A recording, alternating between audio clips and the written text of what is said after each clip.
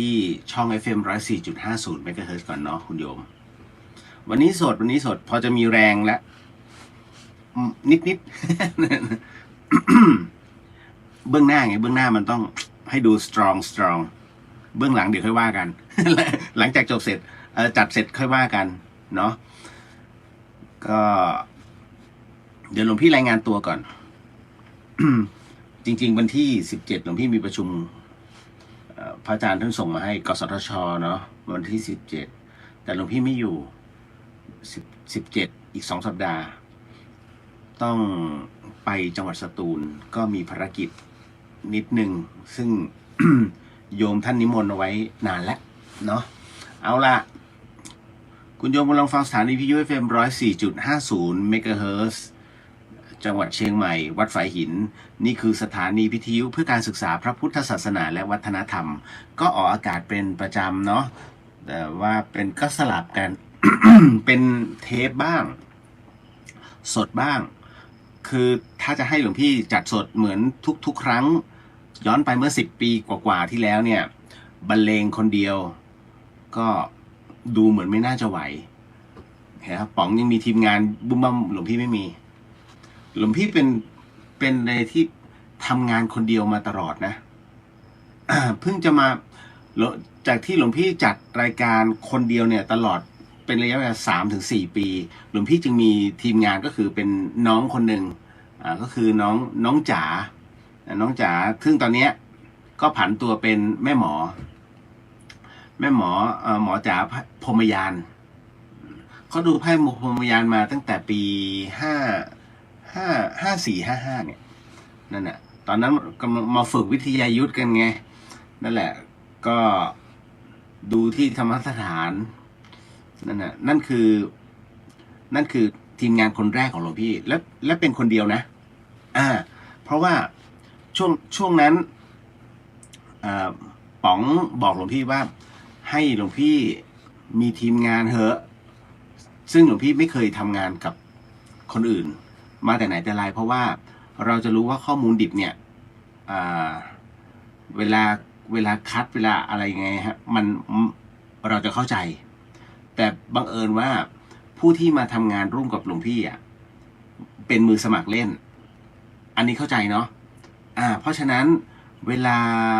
รับเอาวัตถุดิบหรือว่าอะไรมาเนี่ยในเรื่องของการจัดรายการวิทยุมันจึง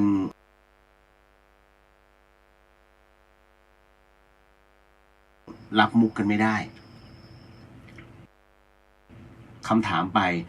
จ๋าก็จะเข้ามาแล้วหลังจากนั้นหลวงพี่ก็พยายามเฟ้นหาทีมงานก็ไม่ได้จริงที่ไม่ได้ไม่ใช่อะไรนะไม่ใช่ว่าไม่มีคนที่ไม่ได้เพราะว่าไม่ใช่ว่าเขาไม่มีความสามารถเพียงแต่ว่าเราไม่มีเงินเดือนให้เขาแค่นั้นเลย หลวงพี่จัดรายการ FM 104.5 เมกะเฮิรตซ์จนถึงบัดนี้16 ปีไม่เคยรับเงินเดือนสักบาทก็คือไม่มีแหละเพราะเป็นวิทยุสาธารณะแล้วของวัดเพราะฉะนั้นการที่หลวงพี่มาทำตรงนี้คือจิตอาสาล้วนๆเลยใครจะมาอาสานอนเที่ยงคืนถึงตี 3กว่าจะได้นอนนู่นบางที7 โมงเช้าแล้วก็หลับแป๊บหนึ่งแล้วก็ตื่นขึ้นมาทำงานหลวงพี่ร่างกายมันยังฮีทตลอดกระพลเนี่ยยังอึ้งเลยตอนแรกที่มันขึ้นอันดับ1ช่วงแรกๆกันเนาะของรายการผูปูโปหรือมาหลอนกระพลก็สงสัยเฮ้ยนาเรียวมึงมีทีมงานกี่คนอยากรู้จริงเหรอป๋องคนเดียว มันก็อึ้งเพราะป๋องเข้าใจหลวงพี่อยู่แล้วแต่ไหนแต่ไรแล้วตั้งแต่เดอะช็อคแล้วนั่นแหละว่า เวลาหลวงพี่ทำอะไรเนี่ยหลวงพี่รับข้อมูลแล้วหลวงพี่ก็จะสกรีนคนเดียวแต่ไม่เกี่ยวกับโก้นะโก้มันก็จะมีข้อมูลของเขาอยู่แล้วเพราะโก้ยิงตรงถึงป๋องแต่หลวงพี่จะคุมโปรแกรมทั้งหมดไงนั่นแหละนั่นคือที่มาที่ไปดังนั้นเนี่ยเวลาเราจัดรายการที่จังหวัดเชียงใหม่หลวงพี่จึงไม่สามารถจะปรึกษาใครได้เลยเพราะฉะนั้นในเมื่อเราไม่สามารถปรึกษาใครได้ต้องเดินเดี่ยวก็ทำอย่างนั้นมาตลอดแล้วจากนั้นแล้วก็จะมีทีมงานที่เข้ามาอยู่เรื่อยๆนั่นแหละเพียงแต่ว่าก็ได้ในระดับหนึ่งนะก็ถือว่าเป็น เป็นอีกหนึ่งวิชาที่หลายๆท่านที่เข้ามาแล้วก็ออกไปเข้ามาแล้วก็ออกไปได้สัมผัสอันนั้นนะคือสิ่งที่หลวงพี่ภูมิใจปกติหลวงพี่จัดทุกวันนะ7 วันแล้วพอจ๋าเนี่ยมาถึงเนี่ยหลวงพี่จะ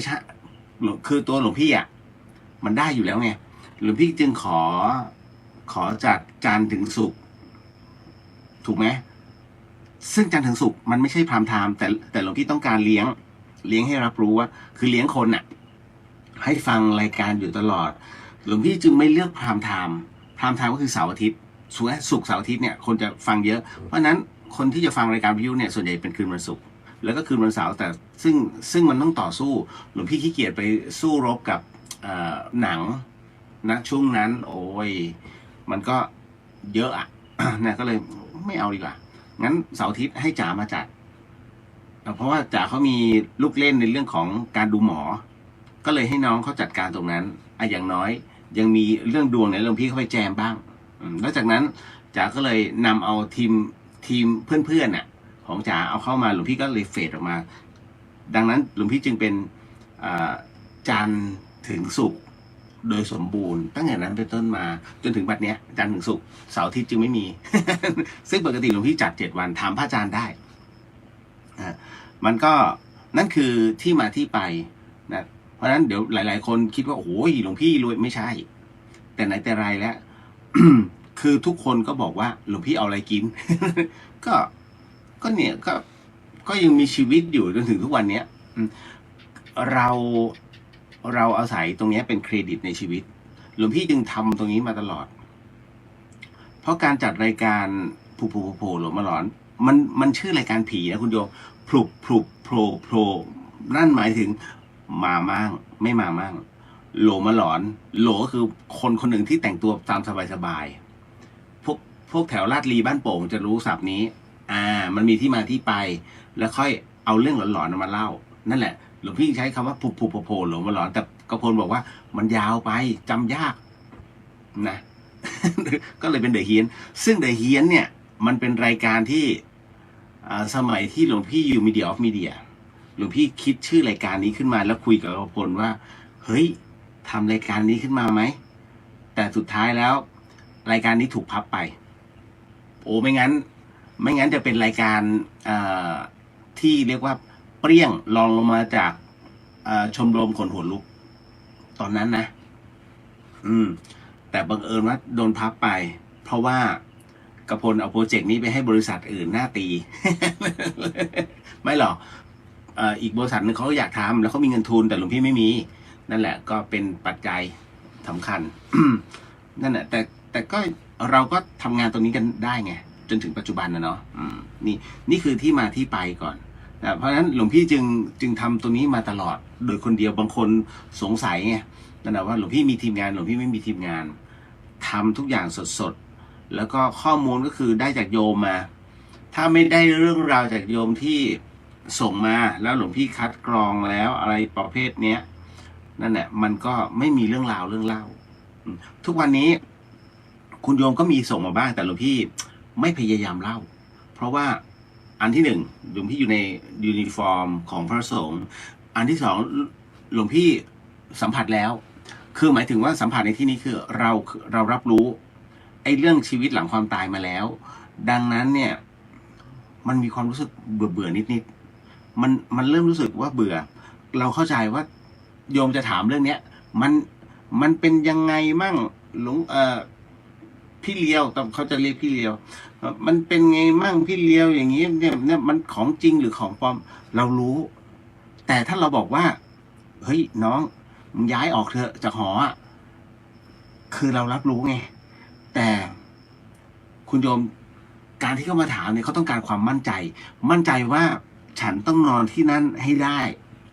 ถ้าหลวงพี่บอกโอ้มึงย้ายเถอะไม่งั้นโดนตลอดวันพรุ่งนี้เขาจะเดือดร้อนทันทีนั่นคือไม่ต้องนะวันพรุ่งนี้เอาหลังจากที่วางหูหรือว่าจากที่หลวงพี่พูดออกไปเนี่ยตั้งแต่วินาทีนั้นที่เขาฟังรายการเขาเดือดร้อนเลย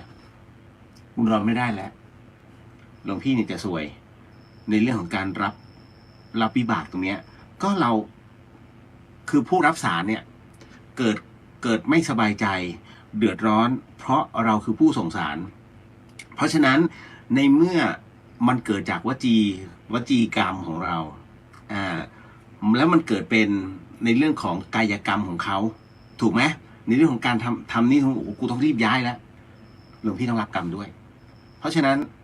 เรามีหน้าที่ถามว่ามันมุสาไหมอะไรที่ทำให้คนอื่นไม่เดือดร้อนก็ไม่ถือว่าเป็นมุสานั่นคือเราพูดให้เขาสบายใจก่อนว่าอ๋อนอนได้ยังนอนได้อยู่นั่นแหละแต่หลวงพี่ไม่ได้บอกนะว่า กำลังเจอเต็มคนไม่สบายใจคุณโยมไม่งั้นเพ่นเลยนะมันแล้วมันก็เดือดร้อนเยอะนักศึกษาหลวงพี่จะเจอเคสแบบนี้เยอะเราก็เลยรู้สึกว่าเบื่อเหมือนกับที่หลวงพี่งดจัดไปจริงๆวันนี้ก็ไม่ไหวหรอกแต่ว่าเอาซะหน่อยเดี๋ยวจะห่างหายทำไมเดี๋ยวหลวงพี่ไม่จัดก็มีอินบ็อกซ์มารับทุกวันแหละแต่เพียงแต่จะตอบยังไงหลวงพี่ไม่ค่อยสบายไม่ค่อยสบายการทำพิธีอโหสิกรรมเนี่ยนะคุณโยมบางคนมองว่าเฮ้ยมันจะมีเหรอหลวงพี่ที่มันดูดเอาเจ้ากรรมนายเวรท่านไม่ได้อยู่ตรงนั้นท่านไม่ใช่คนทำท่านจะไม่รับท่านจะไม่รู้หรอกว่าเรื่องบางเรื่องเนี่ยมันเป็นอะไรที่มันอยู่เหนือคำว่าการอธิบาย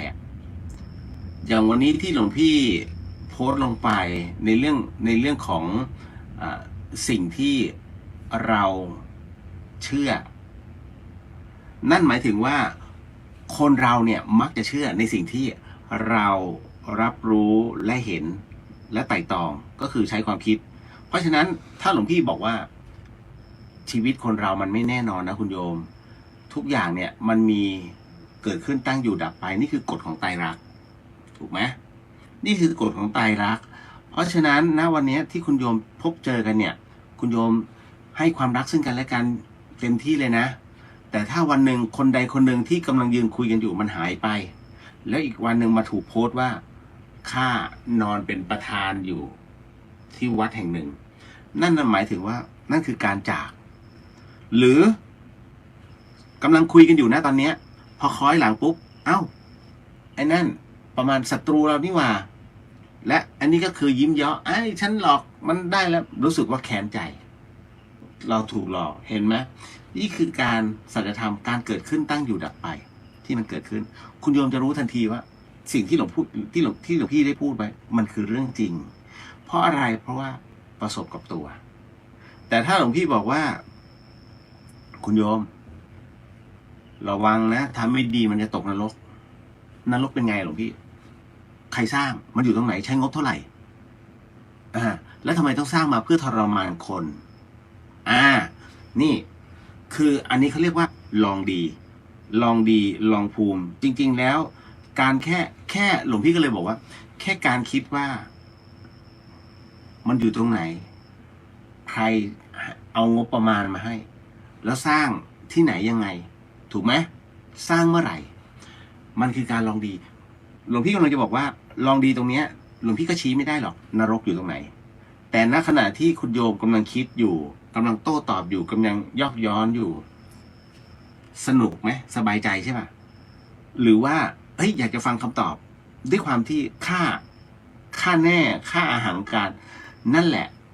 ลึกๆแล้วคุณโยมเนี่ยเชื่อแต่อยากจะอยากจะรู้คำตอบ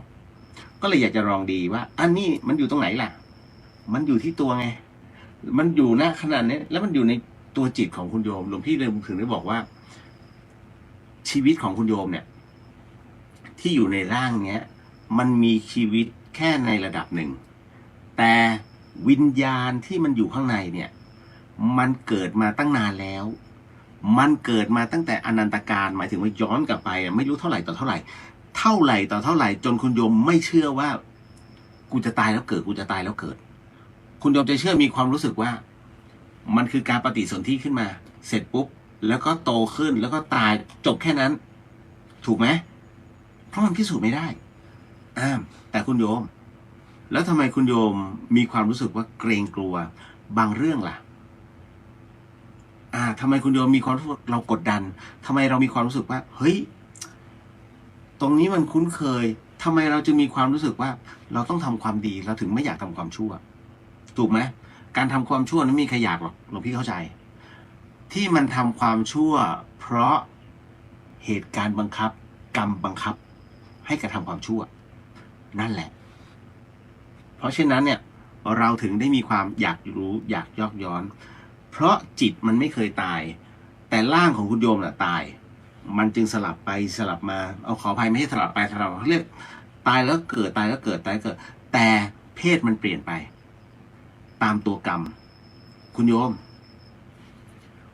อยากเกิดเป็นผู้ชายเราไม่ใช่ว่าเราจะต้องเป็น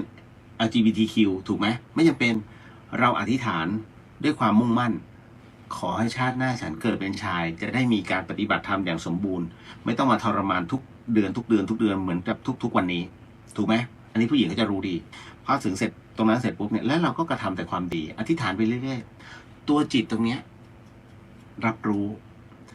เมื่อถึงคราวหนึ่งผู้ชายเป็นประเภทที่ชอบประมาทใช้ชีวิตฟุ่มเฟือยใช้ชีวิตสิ้นเปลืองโอ้ยฆ่าแน่ที่สุดและผู้ชายเที่ยวแต่ก่อกรรมนี่นะพอไปรังแกผู้หญิงมากๆปุ๊บจิตเนี่ยมันรับรู้ตรงนี้บึ๊บเรียบร้อยเลยมันปรับสภาพของตัวเองทันทีว่าต่อไปในระดับต่อไปหลังจากที่สังขารนี้สิ้นสุดลงมึงเตรียมตัวเป็นผู้หญิงอันนี้หลวงพี่สมมุตินะมันจะสลับกันแบบนี้ให้รับรู้ในเรื่องของบุพกรรมเพราะนั้นมันมีการเวียนว่ายตายเกิดอยู่เรื่อยๆนี่แหละแล้วนรกอยู่ตรงไหนล่ะที่หลวงพี่พูดมาอยู่ในตัวคุณโยมไงมันระลึกเพราะมันรับรู้อยู่แล้วว่าสิ่งที่กำลังย่อย้อนไปมันผิดแล้วมันรู้แล้วแต่มันคือการลองดีมันไม่ได้คือความสบายใจมันไม่ใช่พลังบวกที่เกิดขึ้นนี่ไงหลวงพี่กำลังชี้ให้เห็นนะแล้วเมื่อตายลงมันตกนรกจริงเหรอนรกของแต่ละศาสนาเหมือนกันไหมหลวงพี่บอกเลยนะนรกแต่ละศาสนาเหมือนกันเพราะดวงจิตมันจะถูกขังอยู่นรกในที่นี้หมายถึงว่าการที่มีบทลงโทษกับดวงจิตที่มันคิดลบจนเกินศีลโดนหมดคิดลบจนเกินศีลโดนหมดนะทุกศาสนาแม้แต่คนไม่มีศาสนาก็โดนเพราะมันคือความเชื่อที่ผิดนี่แหละหลวงพี่จึงไม่ได้บอกว่ามันอยู่ตรงนี้นะมันต้องเป็นไม่หลวงพี่จึงต้องจัดทำสามเหลี่ยมภพภูมิขึ้นมานั่นแหละหลวงพี่กำลังจะหาข้อมูลอยู่ว่าตอนนี้มันยังขาดข้อมูลนะ1ใครเป็นคนที่ได้คิดทั้งหมดทั้งมวลขึ้นมา16ชั้นฟ้า15ชั้นดินถ้าจะบอกว่ามันแต่งขึ้นในสมัยพระเจ้าฤทัยถูกไงแต่เอาจินตนาการส่วนไหนมาแต่งแล้วรับรู้ถูกไหม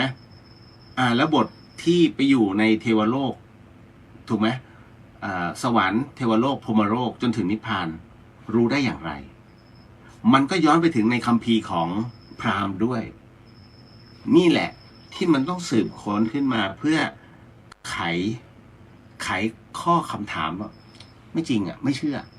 มันต้องทำให้รับรู้ไงว่าที่มันเกิดสามเหลี่ยมภพภูมิได้มันเกิดจากอะไรใครไปสำรวจมา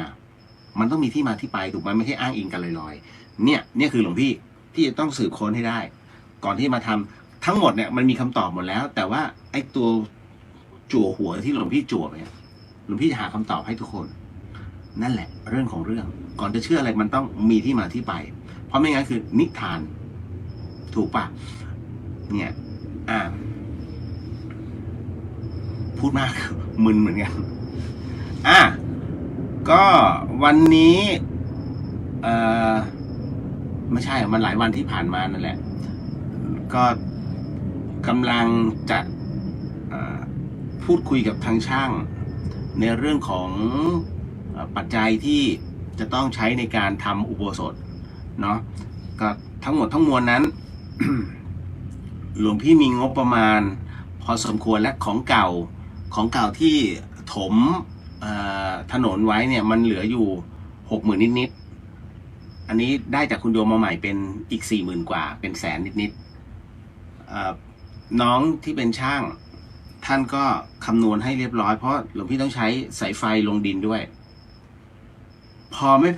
ไม่สนใจหลวงพี่ไม่สนใจนะหลวงพี่บอกขอให้อย่างน้อยติดตั้งให้เรียบร้อยนั่นนะแล้วบังเอิญว่ากุฏิของท่านเขมที่อยู่ที่ธรรมสถานมันซุดเลยอย่างภาพที่คุณโยมเห็นน่ะถึงขนาดต้องรื้อหลังคาแล้วพอรื้อหลังคาเสร็จปุ๊บช่างก็บอกว่าหลวงพี่ครับห้องน้ำเนี่ยรื้อไหมหลวงพี่บอกไม่รื้อเพราะท่านเขมไม่ได้ใช้แต่ทุกคนบอกต้องรื้อครับหลวงพี่เพราะถ้าไม่รื้อมันจะดันเขาเรียกมันจะดันจนกระทั่งตัวกุฏิของท่านถล่มเลยซึ่งหลวงพี่ดามข้างล่างเรียบร้อยแล้วแต่คราวนี้มันยังเอียงอยู่ก็เลยบอกว่าแล้วถ้าสมมุติว่ารื้อแล้วยังไงต่อรื้อแล้วมันจะกลับเข้ามาไหมว่าอ๋อหนุนได้แล้วก็มันดันกลับมาได้งั้นถ้าทำได้รื้อเลยแล้วก็เสริมหลังคาใหม่ก็เลยต้องหลวงพี่ต้องมาดูงบประมาณอีกทีหนึ่งแต่หลวงพี่ไม่ได้จะบอกบุญนะหลวงพี่กำลังจะบอกว่าแค่ไหนคือแค่นั้นเอาให้จบตรงนี้ก่อนนั่นแหละแล้วเสร็จปุ๊บก็เป็นกุฏิไฟไหม้ต่อเลยแล้วหลังจากนั้นอุโบสถก็เป็นช่างอีกชุดหนึ่งเข้ามามันต้องบริหารตรงนี้ส่วนสีที่หลายๆท่านส่งมาให้หลวงพี่เนี่ยที่จะขอทางบริษัทเบเยอร์หลวงพี่ก็บอกตามตรงว่ามันถูกส่งกันมาเยอะมากหลายๆท่านก็ส่งมาให้หลวงพี่เรียกว่าประมาณ10 ท่านด้วยกันหลวงพี่ก็ขอโมทนาสาธุแต่ทำใจอยู่ลึกๆว่าถ้าส่งเยอะขนาดเนี้ยหลวงพี่ว่าบริษัทเขาขาดทุนเกรงว่าจะเป็นเขาเรียกว่าปั่นยอดหรือเปล่าแต่หลวงพี่ก็ไม่อะไรนะวันนี้ก็เลยส่งทำหนังสือแล้วให้พระอาจารย์วิศวัตเนี่ยท่านเซ็นแล้วเดี๋ยวจะส่งไปที่บริษัทเบเยอร์ในวันพรุ่งนี้ก็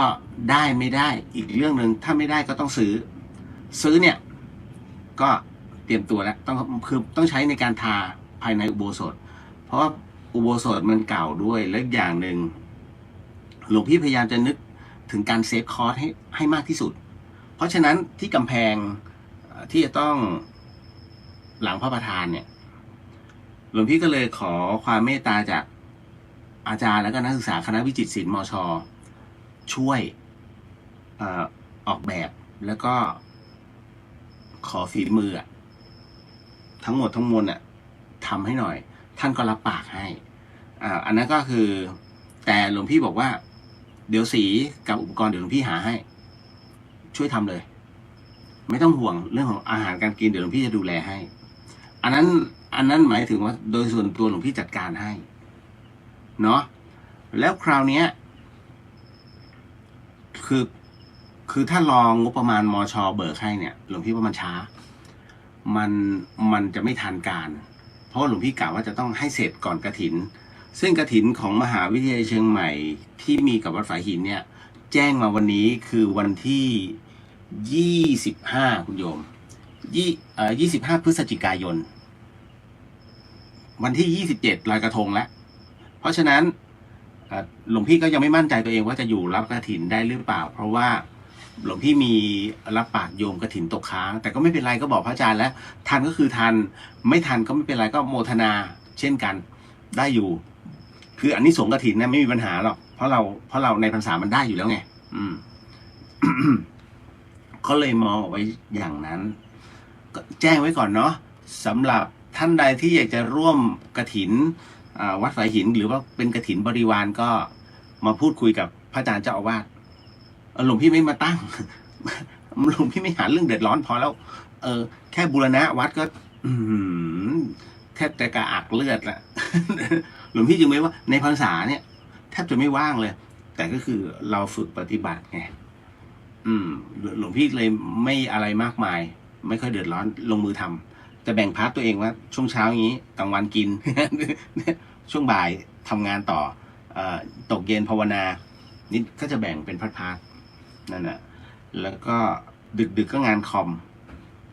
นี่คือเรื่องราวเดี๋ยวจะมีอีกอันนึงไปเรียกบุญบ่อยๆก็มันก็กระดากเนาะไม่ใช่หรอกคือหนังสือสวดมนต์หลวงพี่เสร็จแล้วอันนี้มีหลายคนแจ้งว่าถ้าเสร็จเมื่อไหร่โยมขอร่วมบุญด้วยเดี๋ยวก่อน หลวงพี่ต้องให้พระอาจารย์เจ้าว่าท่านตรวจสอบก่อนว่าโอเคไหมถ้าโอเคแล้วค่อยว่ากัน เพราะมันต้องขอรายชื่อเพื่อจะใส่หลังหนังสือแล้วมันเป็นหนังสือเฉพาะมันมีหนังสือมันสอดแทรกมนตราของครูบาอาจารย์ที่เข้าไปอย่างนะจังงังกำบังปุกเขาเรียกอะไรล่ะเป็นมหากำลังหลวงพี่ใส่หมดเอาเรียกว่าใ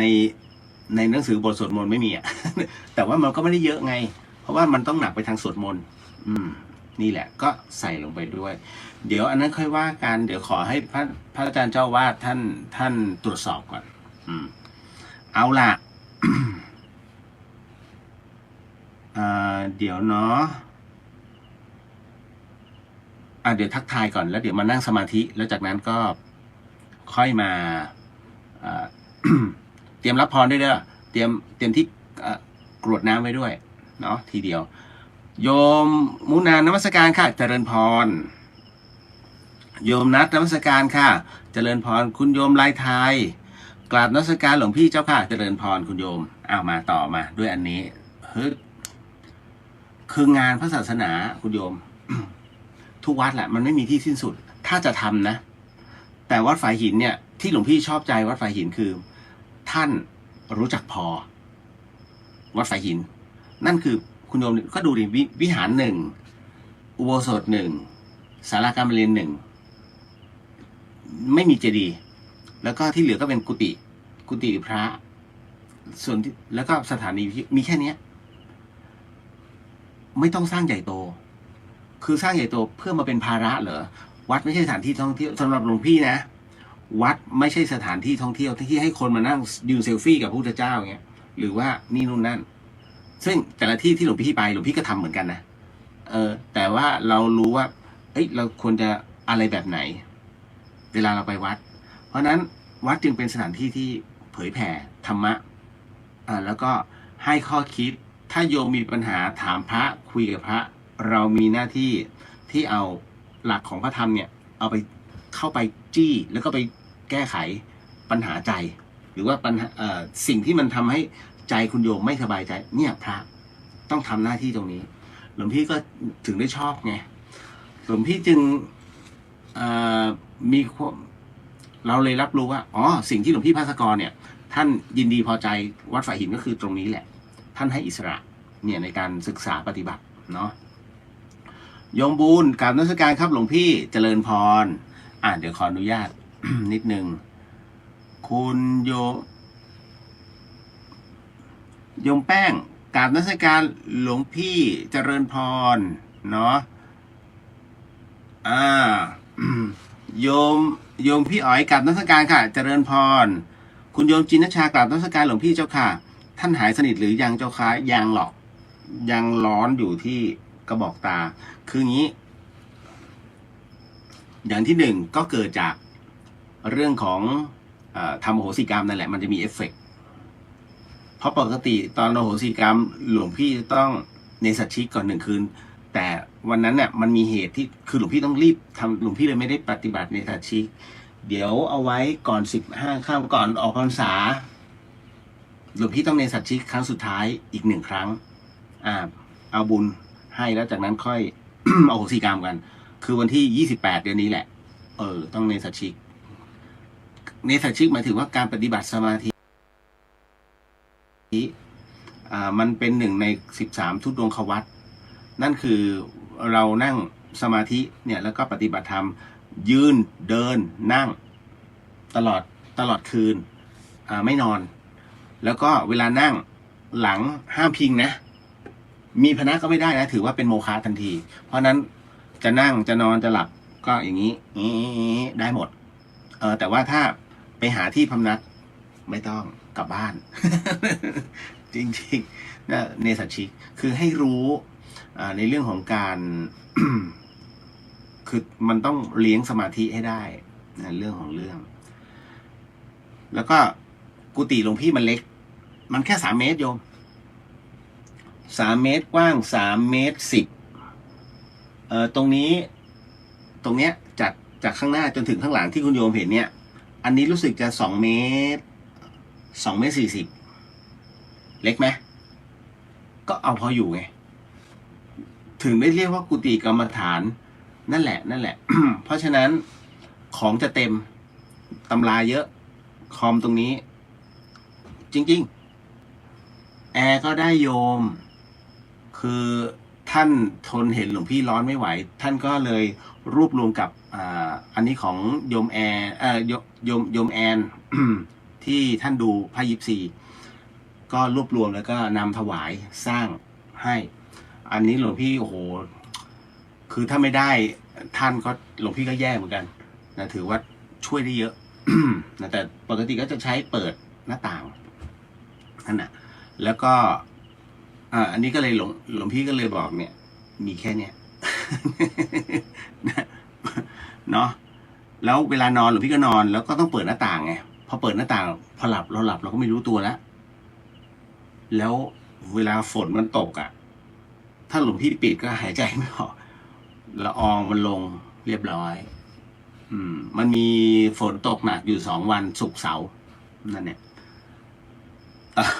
ต่อมาหลวงพี่โซนเองไงโยมอมรพันธ์นมัสการค่ะหลวงพี่มาตรงนี้แล้วเหรอนึกว่าอยู่นี้ โยมจินชาหลวงพี่เป็นศิลปินเดี่ยวจริงๆเจ้าค่ะ ไม่ถึงขนาดนั้น โยมป้าแก้วกราบนมัสการหลวงพี่เจ้าค่ะเจริญพรเห็นเขาบอกว่าเมืองอะไรล่ะฤดูหนาวกำลังจะมาตุลานี้จนถึงกุมภาหลวงพี่จะดูแต่หลวงพี่ว่าไม่หนาว นะคุณโยมธนวัฒน์กราบนมัสการครับหลวงพี่เลี้ยวรายงานตัวครับเจริญพรรับรู้โยมปาล์มนมัสการหลวงพี่เลี้ยวแล้วก็สวัสดีชาวเดอะเฮียนเจริญพรก็มาถึงป๋อมแปมนมัสการค่ะหลวงพี่เจริญพรตีน้อยหลับยัง โยมปาล์มหลวงพี่เลี้ยวท่านมีทีมงานนะตั้งเยอะพระเรียวพระพุทธิสิทธิ์มี myself and I เจ้าค่ะ ใช่เนอะหลวงพี่ก็จะมีท่านพุทธิสิทธิ์ท่านเลียวท่านพุทธิสิทธิ์ท่านเลียวพุทธิสิทธิ์ นี่ไม่เพิ่มท่านนิกเลยนะโอ้เยอะ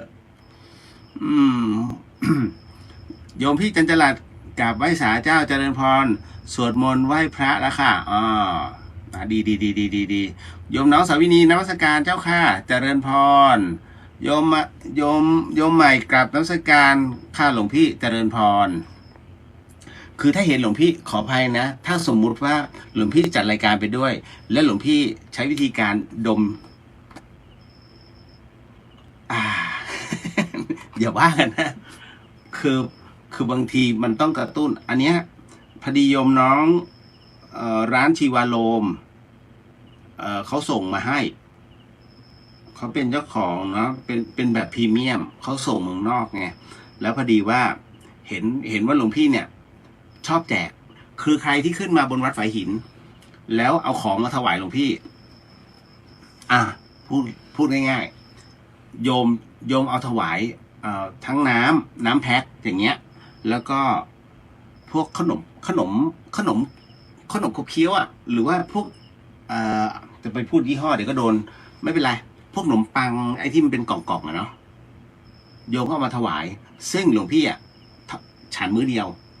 ก็คือเลื่อนมาเกือบเพนฉันแค่ตรงนั้นจบแล้วหลังจากที่หลวงพี่ลุกปุ๊บเนี่ยเขาเรียกฉันอาสนะเดียวลุกเมื่อไหร่หมดสิทธิ์ฉันเพราะนั้นไอ้ของขบเคี้ยวที่โยมนำมาถวายหลวงพี่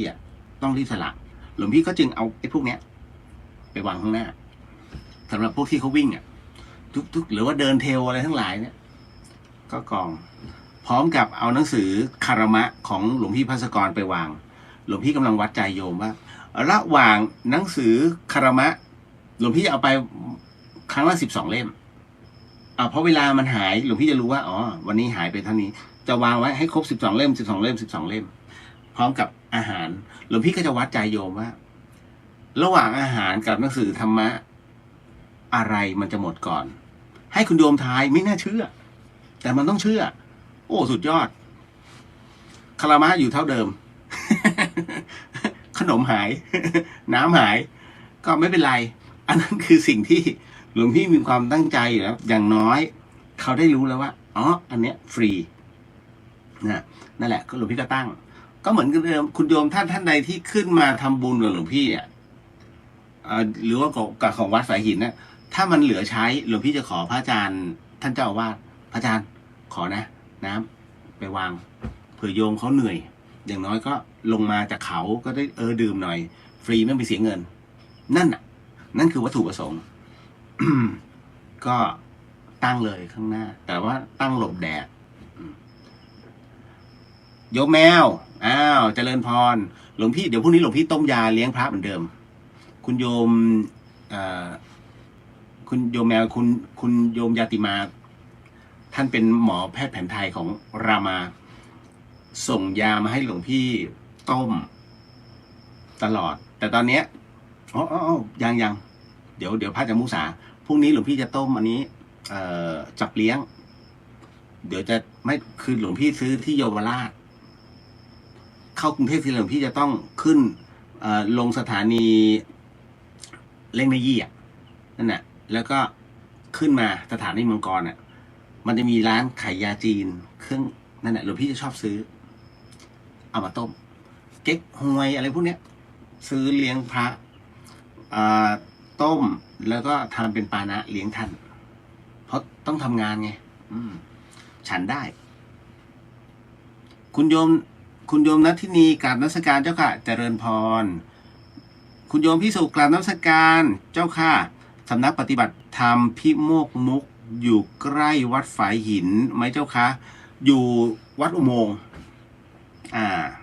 อย่างทางไปวัดอุโมงค์นั่นแหละอยู่ตรงกลางเลย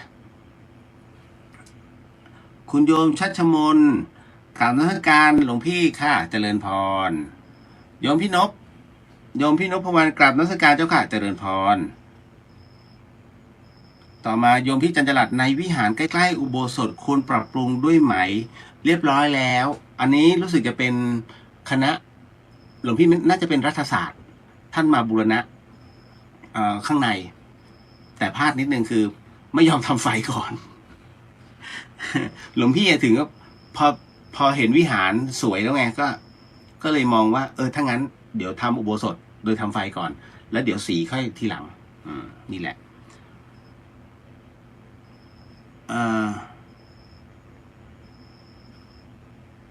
คุณโยมขออภัยถ้าหลวงพี่อ่านผิดคุณโยมสุชิมาใช่ไหมสุชิมอนใช่ไหมตอนนี้ขาดอะไรนะคะการออกแบบหรืออย่างไรนะคะออกแบบเดี๋ยวอาจารย์ของวิจิตรศิลป์ท่านจะส่งมาให้แล้วให้พระอาจารย์เจ้าว่าท่านดูนิดนึงแล้วจากนั้นเนี่ยก็ลงมือเลยนั่นแหละแค่วัดฝายหินจะวาดแค่ด้านเดียวคุณโยมจะไม่ซ้ายและขวาเพราะว่าอะไรเพราะว่าเป็นวัดโบราณท่านบอกว่าอย่างเงี้ยดีไม่เหมือนที่อื่นมันดูรกก็หลวงพี่ก็ก็จริงไม่ว่าจะเป็นวัดหลวงที่ไหนก็แล้วแต่เข้าไปจิตรกรรมฝาผนังเยอะไปหมดเลยมันก็เลยทำให้สีทึบมากแต่พอวัดฝายหินเนี่ยเข้ามาแล้วจะโปร่งเพราะว่ามันเป็นสีขาวโล้นๆไม่มีอะไรมากมายนี่แหละวัดบ้านเลยจริงๆก็เลยใช้แบบนั้นหลวงพี่ก็เห็นด้วยเนาะโยมพี่นพสาธุร่วมบุญหนังสือด้วยเจ้าค่ะเดี๋ยวให้ท่านปรูฟก่อนเนาะโยมพี่จันจรัตน์ไม่ค่อยจะได้ใช้วิหารทำกิจทางศาสนาวิหารบางทีถ้าอันนี้สำหรับโยมที่เขามาทำบุญถ้าเขาจะสวดมนต์ให้สวดในวิหารแต่ถ้าเป็นกิจของสงฆ์อย่างที่คุณโยมร่วมบุญกันมาได้บุญทุกคนเพราะว่าศาสนกิจของสงฆ์ท่านจะใช้อุโบสถไม่ว่าเป็นทำวัดเช้าทำวัดเย็นการบวชการลงปฏิโมกข์ของพระใช้อุโบสถล้วนๆใช้วิหารไม่ได้นะเป็นที่ทำสังฆกรรมสงฆ์โดยเฉพาะดังนั้นเนี่ยท่านใดที่ร่วมบุญหลวงพี่ถึงได้บอกอันนี้บุญใหญ่มาเถอะทำเถอะนะไม่เสียหายไม่เสียหลายด้วยแล้วหลวงพี่ต้องจำกัดวงเงินคือถ้าหลวงพี่บอกในเรื่องของตรงเนี้ยสังเกตไหมหลวงพี่คนหนึ่งไม่เกิน300 บาทถ้าใคร ถ้าใครเกิน300ต้อง2 คนคือ600ต้อง2 คนถ้า900ก็ต้อง3 คนถ้าโยมทำ1,000ต้อง4 คนคือต้องส่งบุญให้ทำไมหลวงพี่จำกัดดูข้อยุ่งยากเยอะเนาะแต่ไม่ใช่หรอกเปิดเนี่ยหลวงพี่เข้าใจมีโยมทำมาเยอะแต่คุณโยมปัจจัยที่มันมาเยอะๆหลวงพี่อ่ะไม่รู้จะเอาไปทำอะไรหมายถึงว่าถ้าจำเป็นทำเนี่ยทั้งหมดแล้วมันเหลือเนี่ยถ้าคุณโยมบอกว่าเอ้าพอเสร็จปุ๊บท่านก็ทำอะไรก็ได้เกี่ยวกับวัดอันนั้นไม่ได้มีปัญหาอยู่ตรงที่ว่าหลวงพี่รับปากแค่ตรงนี้ไงถ้าทำผิดวัตถุประสงค์เดี๋ยวก็ซวยหลวงพี่ถึงได้บอกว่าเห็นไหมในจะมีข้อว่าในกุฏิของกุฏิสงฆ์ด้วยร่วมซ่อมแซมกุฏิสงฆ์นั่นแหละหลวงพี่ถึงต้องมีข้อแม้หลวงพี่ใส่หมดเลยเพราะนั้นอันนี้จะถล่มทำเลยมันอยู่ในข้อตกลง นะ การให้ปัจจัยมันไม่มีปัญหานะเพื่อบำรุงเสนาสนะแต่การให้เยอะไปเป็นภัยมันเป็นภัยกับตัวพระเองก็ดูดิที่ถูกจับศึกปราชิกกันไปเนี่ยเพราะอะไรปัจจัยเนี่ยเป็นตัวสำคัญมันจะจินตนาการโอ้ยมันต้องทำไอ้ตรงนั้นตรงนี้หายกันเป็น100 ล้านนั่นแหละนี่คือสิ่งที่มันล่อใจเพราะฉะนั้นหลวงพี่ถึงจบแค่นี้แค่นั้นเลยไม่พอค่อยว่ากันใหม่ถ้าไม่พอหลวงพี่ก็จี้หลายตัวทำเปล่า เรื่องอุโบสถกับกุฏิเนี่ยหลวงพี่ไม่ห่วงแค่บอกปุ๊บเดี๋ยวเขาก็มากันแล้วหลวงพี่นอกรอบถ้าไม่พอบอกนะเจ้าค่ะ มีทุกรอบอะเวลาหลวงพี่บอกบุญไปเพราะหลวงพี่รู้ไงว่าโอเคหน้าบุญเราได้แค่นี้ก็แค่นี้วะแต่มันก็มีบางอันมันไม่พอไงหลวงพี่ก็จะบอกทำไหมท่านก็จะนิดนึงแต่อย่าว่านะว่าหลวงพี่ทุกคนก็อยากทำเนี่ยมันก็เลยทำให้บอกแล้วกัน แต่บางทีการบอกมากมันก็เป็นผลเสียกับตัวเองไม่อยากอะไรมากมายเนาะอันนี้โยมแม็กนมัสการครับหลวงพี่เจริญพรอาจารย์มิ้นกราบนมัสการเจ้าค่ะเจริญพรโยมแม่บอกว่าส่วนยาแม่จะส่งยาวันเสาร์นี้ไปรักษานำไปถวายอีก9 รูปนะคะอ๋อได้ก็ส่งมาอัดซะหน่อยไหมพรีเมียม ไม่ได้ไทยอินนะไม่ได้โชว์นะแรงจริงโอเคใช้ได้ไม่เขาส่งนอกเมืองไทยไม่มีขาย เขาส่งมาให้หลวงพี่ เดี๋ยวเรามานั่งสมาธิกันก่อนวันนี้หลวงพี่เขียนหัวข้อไปว่าถ้าชวนนั่งสมาธิเนี่ยคงจะทำกันน้อยแต่ถ้าบอกว่าตอนนี้มันมีวิญญาณเนี่ยคนจะฟังกันเยอะก็ชื่อมันเดอะเฮียนวันนี้หลวงพี่ไปหาหลวงพ่อท่านเจ้าคณะจังหวัดท่านก็ยังสงสัยเลยเดอะเฮียนโอ้เกี่ยวกับผีหลวงพ่อผมทำรายการผีมา10 กว่าปีแล้ว เนี่ยพร้อมเนาะถ้าพร้อมแล้ววางมือทุกสิ่งแล้วเดี๋ยวเราจะสมทานศีลกันแล้วเราว่าข้อศีลเนาะแล้วจากนั้นเดี๋ยวเราไปนั่งสมาธิวันนี้นั่งสั้นๆเพราะว่าเวลามันจวนกระชั้นไป พร้อมเนาะเดี๋ยวหลวงพี่จะตั้งนะโมก่อนแล้วหลังจากนั้นค่อยว่าตามท่านใดที่ว่าตามไม่ได้ก็น้อมจิตตามเนาะพร้อม นะโมตัสสะภะคะวะโตอะระหะโตสัมมาสัมพุทธัสสะนะโมตัสสะภะคะวะโตอะระหะโตสัมมาสัมพุทธัสสะนะโมตัสสะภะคะวะโตอะระหะโตสัมมาสัมพุทธัสสะว่าตามพุทโธธัมโมสังโฆศีลข้อ 1ไม่ฆ่าสัตว์ศีลข้อ 2ไม่ลักทรัพย์ ศีลข้อ 3ไม่ประพฤติผิดในกาม ศีลข้อ 4ไม่พูดเท็จ ศีลข้อ 5ไม่ดื่มสุราและของมึนเมา บัดนี้ข้าพเจ้าตั้งใจรักษาศีลแล้ว บัดนี้ข้าพเจ้าคือผู้มีศีล ข้าพเจ้าผู้มีศีลละอายต่อการทำความชั่ว กลัวต่อผลของบาปกรรม ข้าพเจ้าผู้มีศีลมีฮิริโอตปะมีกายเป็นมนุษย์มีใจเป็นเทวดาเป็นมนุษย์เทโวผู้เข้าถึงความเป็นสหายกับเหล่าเทวดาทั้งหลายณบัดนี้ข้าพเจ้าทั้งหลายขออดโทษลดกรรม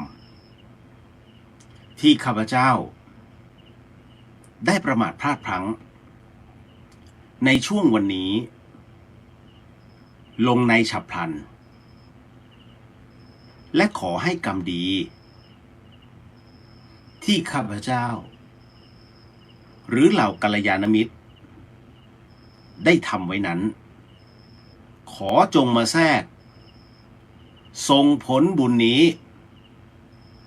ให้ข้าพเจ้าได้มีความสุขและประสบผลสำเร็จ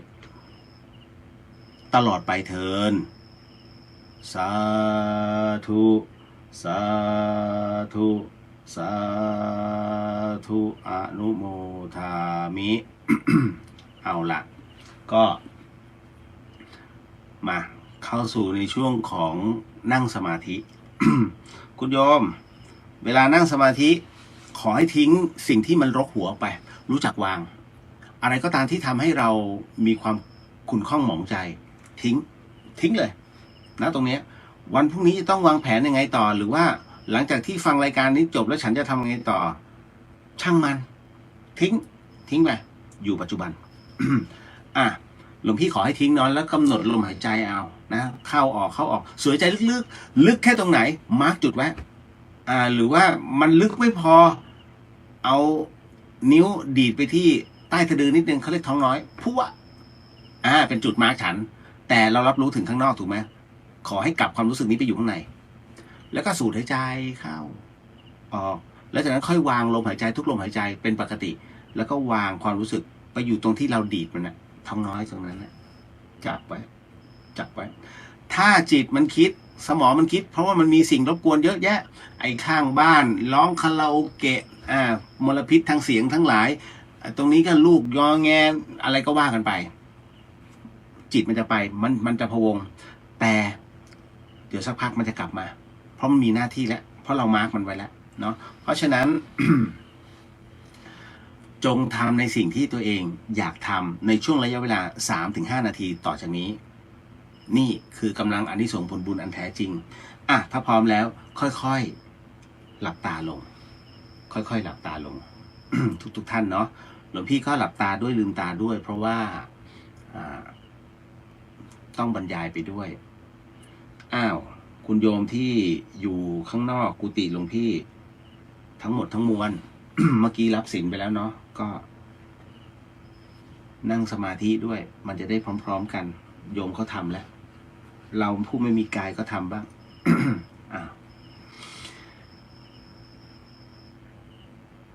ในส่วนของการนั่งสมาธิเรานำเอาลมหายใจทุกลมหายใจนั้นดึงเข้าสู่ร่างกายแล้วก็ผ่อนออกดึงเข้าผ่อนออกเพื่อให้จิตนั้นได้รับรู้ว่ามันมีหน้าที่อยู่ที่ภายในไม่ใช่มีหน้าที่อยู่ภายนอกดังนั้นในเรื่องของการส่งจิตเข้าสู่ภายในจึงเป็นหน้าที่ที่จิตมันต้องทำการที่จิตมันอยู่ข้างในนั้นไม่สามารถจะถูกออกไปไหนได้นะเขาเรียกว่าเป็นการบังคับนั้นให้จิตได้มีการพิจารณากายของเราแต่ทั้งนี้ทั้งนั้น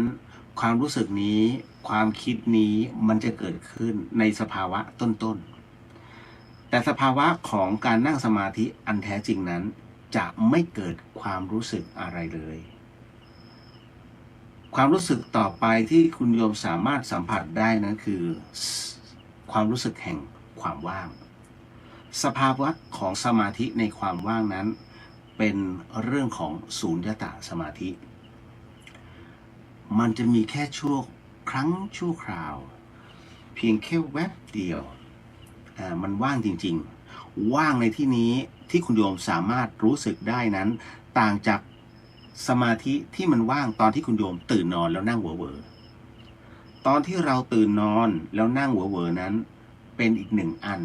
ที่อยู่ในสภาวะแห่งความว่างสภาวะนั้นในความว่างที่เราเพิ่งตื่นนอนแล้วกำลังนั่งเบอๆไม่ได้คิดอะไรเลยเป็นสภาวะที่ไร้การพิจารณาจิตจึงถูกวางเหมือนถูกแขวนเอาไว้จนกว่าจะมีใครสักคนหนึ่งมากระตุ้นเราหรือเรากระตุ้นตัวเราเองจิตจึงจะกลับมามีความคิดใหม่ซึ่งต่างจากการนั่งสมาธิที่เราสามารถควบคุมจิตนี้ได้แม้จะอยู่ในสูญญตาสมาธิแต่เรารับรู้ว่านี่คือความว่างสภาวะที่เกิดขึ้นภายในของคุณโยมคือสภาวะแห่งความว่างความว่างตรงนี้นี่เองที่จิตนั้นแม้ว่าได้พักไว้ไม่ถึง10 วินาทีเมื่อเราสามารถถอนสมาธิขึ้นมาจิตนี้สามารถยังดำรงอยู่ได้เป็นชั่วโมงเพราะมันได้พักแล้วประหนึ่งเหมือนการหลับลึกการหลับลึกก็คือการพักของจิตที่มีความล้าเกิดขึ้นแต่การหลับลึกนั้นจิตของเรานั้นไม่สามารถบังคับได้เลยเพราะเราไม่รู้สภาวะอันแท้จริงแต่เรารับรู้ว่าเรานอนนั้นสบายเหลือเกินมันหลับลึกเหลือเกินไม่มีสิ่งใดฝันเลยเกิดขึ้นเพราะมันหลับตรงนี้คือการดับของจิตเลยนี่แหละคุณโยมนี่คืออารมณ์ของความตายจิตที่ดับลงในความมืดประหนึ่งพักผ่อนชั่วนิรันดร์นี่คือความตายแต่ถ้าเราฝึกตัวจิตตรงนี้จิตที่เคยดับลงนิรันดร์นั้นจะไม่ดับในนิรันดร์แต่มันจะสามารถรับรู้และบังคับตัวจิตนั้นได้เมื่อเราไม่มีร่างกายแล้วเพราะฉะนั้นวิญญาณที่หลวงพี่กำลังพูดถึงนั้นในเรื่องของอายตนะเป็นอายตนะ12ทั้งหมดทั้งมวลนี่คือขันธ์ ในหัวข้อนี้เดี๋ยวก็จะอธิบายกันไว้เอาละ ถึงตรงนี้หลายๆท่านก็อยู่ในสภาวะที่นิ่งแล้วอายตนะ12นั้นเป็นผัสสะที่แยกกันไปอย่างละ6ผัสสะนั้นแยกจากภายนอกนั่นคือในเรื่องของการสัมผัสรับรู้รสหายใจตาหูจมูกปากลิ้นกายสัมผัสส่วนอายตนะภายในก็คือรับรู้แล้วว่าเมื่อมันเข้ามาแล้วอะไรจะเกิดขึ้นกับเรานั่นคือตัวขันธ์ เพราะฉะนั้นทั้งหมดทั้งมวลนะที่เรารับรู้สิ่งต่างๆเขาเรียกว่าวิญญาณเพราะฉะนั้นณตรงนี้นี่เองที่หลวงพี่ถึงได้บอกว่าเราจะมาพูดถึงในเรื่องของวิญญาณวิญญาณในธาตุขันธ์กับวิญญาณที่เราเข้าใจนั้นอาจจะเขาเรียกว่าตั้งหวังไว้อยากจะฟังเรื่องราวหลอนๆจากหลวงพี่ท่านแต่ไม่ได้ฟังไว้หลวงพี่มาพูดเรื่องวิญญาณแบบนี้ใจเย็นๆถ้ามีเวลาเหลือหลวงพี่ก็แทรกเข้าไปมีเอาละพอสมควรแล้ว6 นาทีค่อยๆถอนสมาธิคุณโยมการถอนสมาธิอย่าเพิ่งลืมตาการถอนสมาธิคือหายใจลึกๆแรงๆสัก2-3 ครั้งเขาเรียกจิตกลับเข้าที่แล้วค่อยๆถอนขึ้นมารับรู้ความรู้สึกของการพองยุบของหน้าท้องขึ้นมาให้รับรู้ถึงการเต้นของหัวใจยังเต้นอยู่ใช่ไหมรับรู้ถึงกระดึกที่มันดึกนะแล้วก็รับรู้ถึงจมูกที่มันหายใจเข้าหายใจออกแล้วก็ถอนมาที่ดวงตาของเราค่อยๆเปิดเปลือกตาขึ้นมาช้าๆนั่นแหละ ครั้งต่อไปเวลาเรานั่งสมาธิเราก็นั่งในที่เงียบๆ ในที่ที่สัปปายะสำหรับเรา ถ้าตรงไหนรู้สึกว่ายุงมันเยอะโยมกางมุ้งเลย นั่งมาในมุ้ง เพราะนั้นการทำสมาธิจริงๆแล้วมันทำได้ทุกที่ เพียงแต่ว่าเราเข้าใจมันหรือเปล่าแค่นั้นแหละ ก็เรียบร้อยเนาะ งั้นเรามารับบุญนอกกุฏิหลวงพี่โอเคเนาะอันนี้หลวงพี่พูดลอยๆหลวงพี่พูดคนเดียวหลวงพี่บ้า โยมอย่าเข้าใจผิดเฮ้ยหลวงพี่บอกว่าตอนนี้ข้างรอบกุฏิหลวงพี่ต้องมาด้วยรับอานิสงส์ตรงนี้ด้วย ถูกเขาไม่มีร่างหลวงพี่กำลังพูดถึงพลังงานรอบๆเราไม่รู้หรอกหลวงพี่ก็มองไม่เห็นบ้าเหรอตรงนี้ก็ติดม่านตรงนี้ก็ติด หลวงพี่มองเห็นไงโอ้โหหลวงพี่มันต้องเป็นผู้วิเศษอย่าได้คิดแบบนั้นนะอย่าได้มโนไปเองหลวงพี่พูดลอยๆเพื่ออย่างน้อยเขาอยู่สถานีเขาก็มีพระเรียกรับบุญไว้ถูกไหม หลวงพี่เผื่อฟุกพร้อมก็มารับบุญเนาะแล้วก็กรวดน้ำพร้อมๆกันนะคุณโยมกรวดแห้งก็ได้การกรวดแห้งก็คือการน้อมใจตามว่าบุญนี้ก็ขอมอบให้กับใครผู้วายชนผู้วายชนก็คือยะถาถ้าผู้ยังมีชีวิตอยู่ในปัจจุบันคือตัวเราแล้วก็บุคคลที่ยังมีชีวิตอยู่สัพพีหลวงพี่เวลาขึ้นนะเนาะ พร้อมยะถาวาริวหาปุราปริปุเรนติสาครังเอวะเมวะอิโตตินังเปตานังอุปกปติอิชิตังปฏิตังตุมหังคิปะเมวะสมิชันตุสัพเพปุเรนตุสังกปาจันโทปนระโสยะธามณิโชติราโสยะธาสัพพิติโยวิวัญชันโต สัพพะโรโควินาสันโตมาเตปวาวันตรายโยสุขิธิขายุโกภวะอาภิวาทนาสิริสานิจาวุธาปจายโนจัตตารโอธรรมาวทันติอายุวันโนสุขังภาลังสัพพะพุทธานุภาเวนะสัพพะธัมมานุภาเวนะสัพพะสังฆานุภาเวนะพุทธรัตนังธัมมรัตนังสังฆรัตนังตินังรัตนานังอนุภาเวนะจตุราสีติสหสัทธัมมาขันธานุภาเวนะปิตกาตยานุภาเวนะชินสาวกานุภาเวนะสัพเพเตโรคาสัพเพเตพยาสัพเพเตอันตรายาสัพเพเตอุปัฏฐวาสัพเพเตทุนนิมิตาสัพเพเตอวมังคลาวินาสันตุอายุวัฏโกธนวัฏโกสิริวัฏโกยสวัฏโกพลวัฏโกวันนาวัฏโกสุขวัฏโกโหตุสัพพทาทุกขโรคพยาเวราโสกาสัตตุจุปัฏฐวาอเนกาอันตรายาวิวินาสันตุจเตชะสาชยเศรษฐิธนังลาภะโสธิภะขยังสุขังพลังสิริอายุจวันโนจะโพคังวุฒิจายสวาสตวัสสาจะอายุจะเชวเศรษฐิภวันตุเต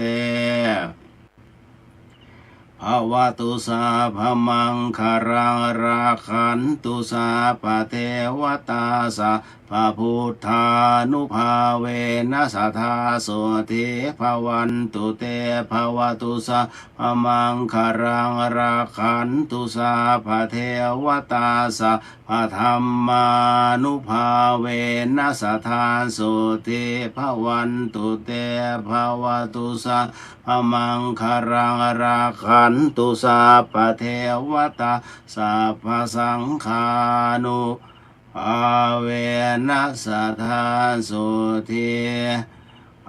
วันตุเตสาธุสวดสดสดโยม ไม่ใช่เทป ขึ้นมาเทปเหรอคะ สด ไม่อ๋ออันนี้ไม่เห็นภาพหลวงพี่เนาะไม่เป็นไรไม่ว่ากัน เข้าใจอันนี้โยมเขาจะเห็น คุณโยมเข้ามาในเรียวเดอะฮีนก็ได้ หรือว่าเข้ามาที่พุทธิสิทธิ์ก็ได้ที่เป็น Facebook ก็ชุมชนเราจะอยู่ในนั้น ต้องใช้คำว่าเขตชุมชน อันนิดนึงไงเนาะ แจกหลวงพี่แจกบุญทั่วถึงเอาละก็ เดี๋ยวนะกำลังดูว่ามีคำถามมีอยู่แล้ว เยอะโอ้โหอันนี้ล้าวลานหลวงพี่อะไรเนี่ยอ๋อหลวงพี่อยู่ที่ธรรมสถานเปล่า หลายๆท่านสงสัยเรื่องตรงนี้ของธรรมสถานเดี๋ยวหลวงพี่อธิบายให้ฟังอีกทีหนึ่งนะแป๊บหนึ่งอันนี้โยมขจรศีลกับนมัสการครับหลวงพี่เจริญพรคุณโยมจินชา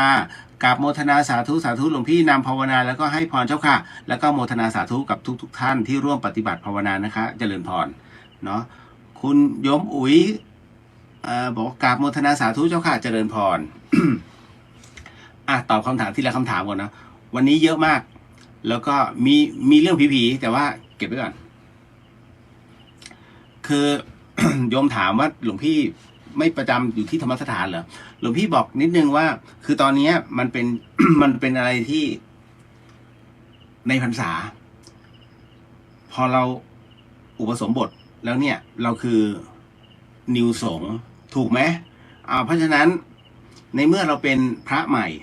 เราต้องมีวินัยตรงนี้ก็คือท่านให้อยู่กับที่อันนี้ครูบาอาจารย์ท่านบอกเลยอยู่กับที่เมื่อบวชตรงไหนแล้วอยู่กับที่ในที่นี้ก็คือต้องอยู่บนวัดลงไปถ้าจะต้องลงไปที่ธรรมสถานต้องนิมนต์ไม่ใช่ว่าหลวงพี่ไม่ได้อยู่ที่ธรรมสถานถ้าสมมติว่ากรณีถ้าหลวงพี่ลาสิกขาหลวงพี่ก็กลับไปอยู่ที่ธรรมสถานได้เหมือนเดิมเพียงแต่ว่าณตรงนี้หลวงพี่ไม่ได้มีหน้าที่โดยตรงคือต้องได้รับมอบหมายถึงสามารถลงไปได้แต่ลงไปก็ไม่สามารถจะอยู่ได้ตลอดต้องขึ้นมาเพราะหน้าที่เราอยู่ครูบาอาจารย์สั่งตรงนี้ก็คือต้องอยู่เพราะฉะนั้นจึงลงไปได้ชั่วคราวคือบางท่านเนี่ยไปหาหลวงพี่คือก็จะเอาของไปถวายนั่นแหละ ก็ไปที่ธรรมสถานหลวงไม่ได้อยู่ขึ้นมาข้างบนนั่นแหละพอขึ้นมาตรงนี้เหรอที่ท่านทำ โยมก็จะเห็นกันนั่นแหละ ไม่ใช่ว่าไม่ได้ไม่ใช่ว่าไม่อยู่นั่นแหละแต่ว่าพอเราบวชเนี่ยหลวงพี่ต้องอยู่บนวัดแค่นั้นเองแล้วก็จะถามว่าจะต้องไปที่นู่นที่นี่ไหมมันไปไม่ได้ถ้าเขาไม่นิมนต์กรณีตรงนี้มันเคยเกิดขึ้นแล้วจำฝังใจหลวงพี่เลยว่าถ้าจะต้องไปหรือว่าอยู่ต้องถูกนิมนต์ถึงไปได้มีครั้งหนึ่งที่หลวงปู่ละไมหลายๆท่านไม่รู้อาจจะไม่รู้จักหรอกเพราะท่านมรณภาพไปหลายปีแล้วประมาณ7 ปีแล้วมั้ง7-8 ปีคุณโยมไปเซิร์ชได้หลวงปู่ละไมหลวงปู่เนี่ยท่านเป็นเขาเรียกเป็นพระเหนือสมมุติหมายถึงว่ามี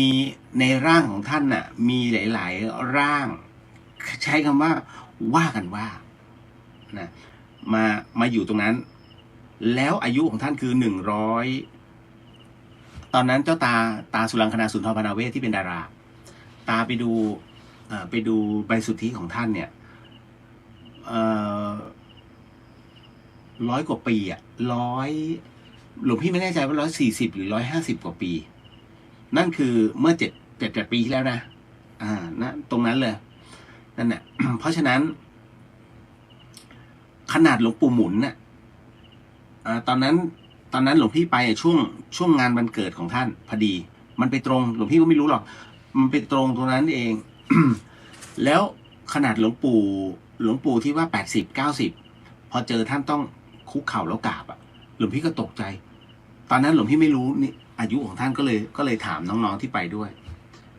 ก็บอกโอ้ยท่านเป็นร้อยแล้ว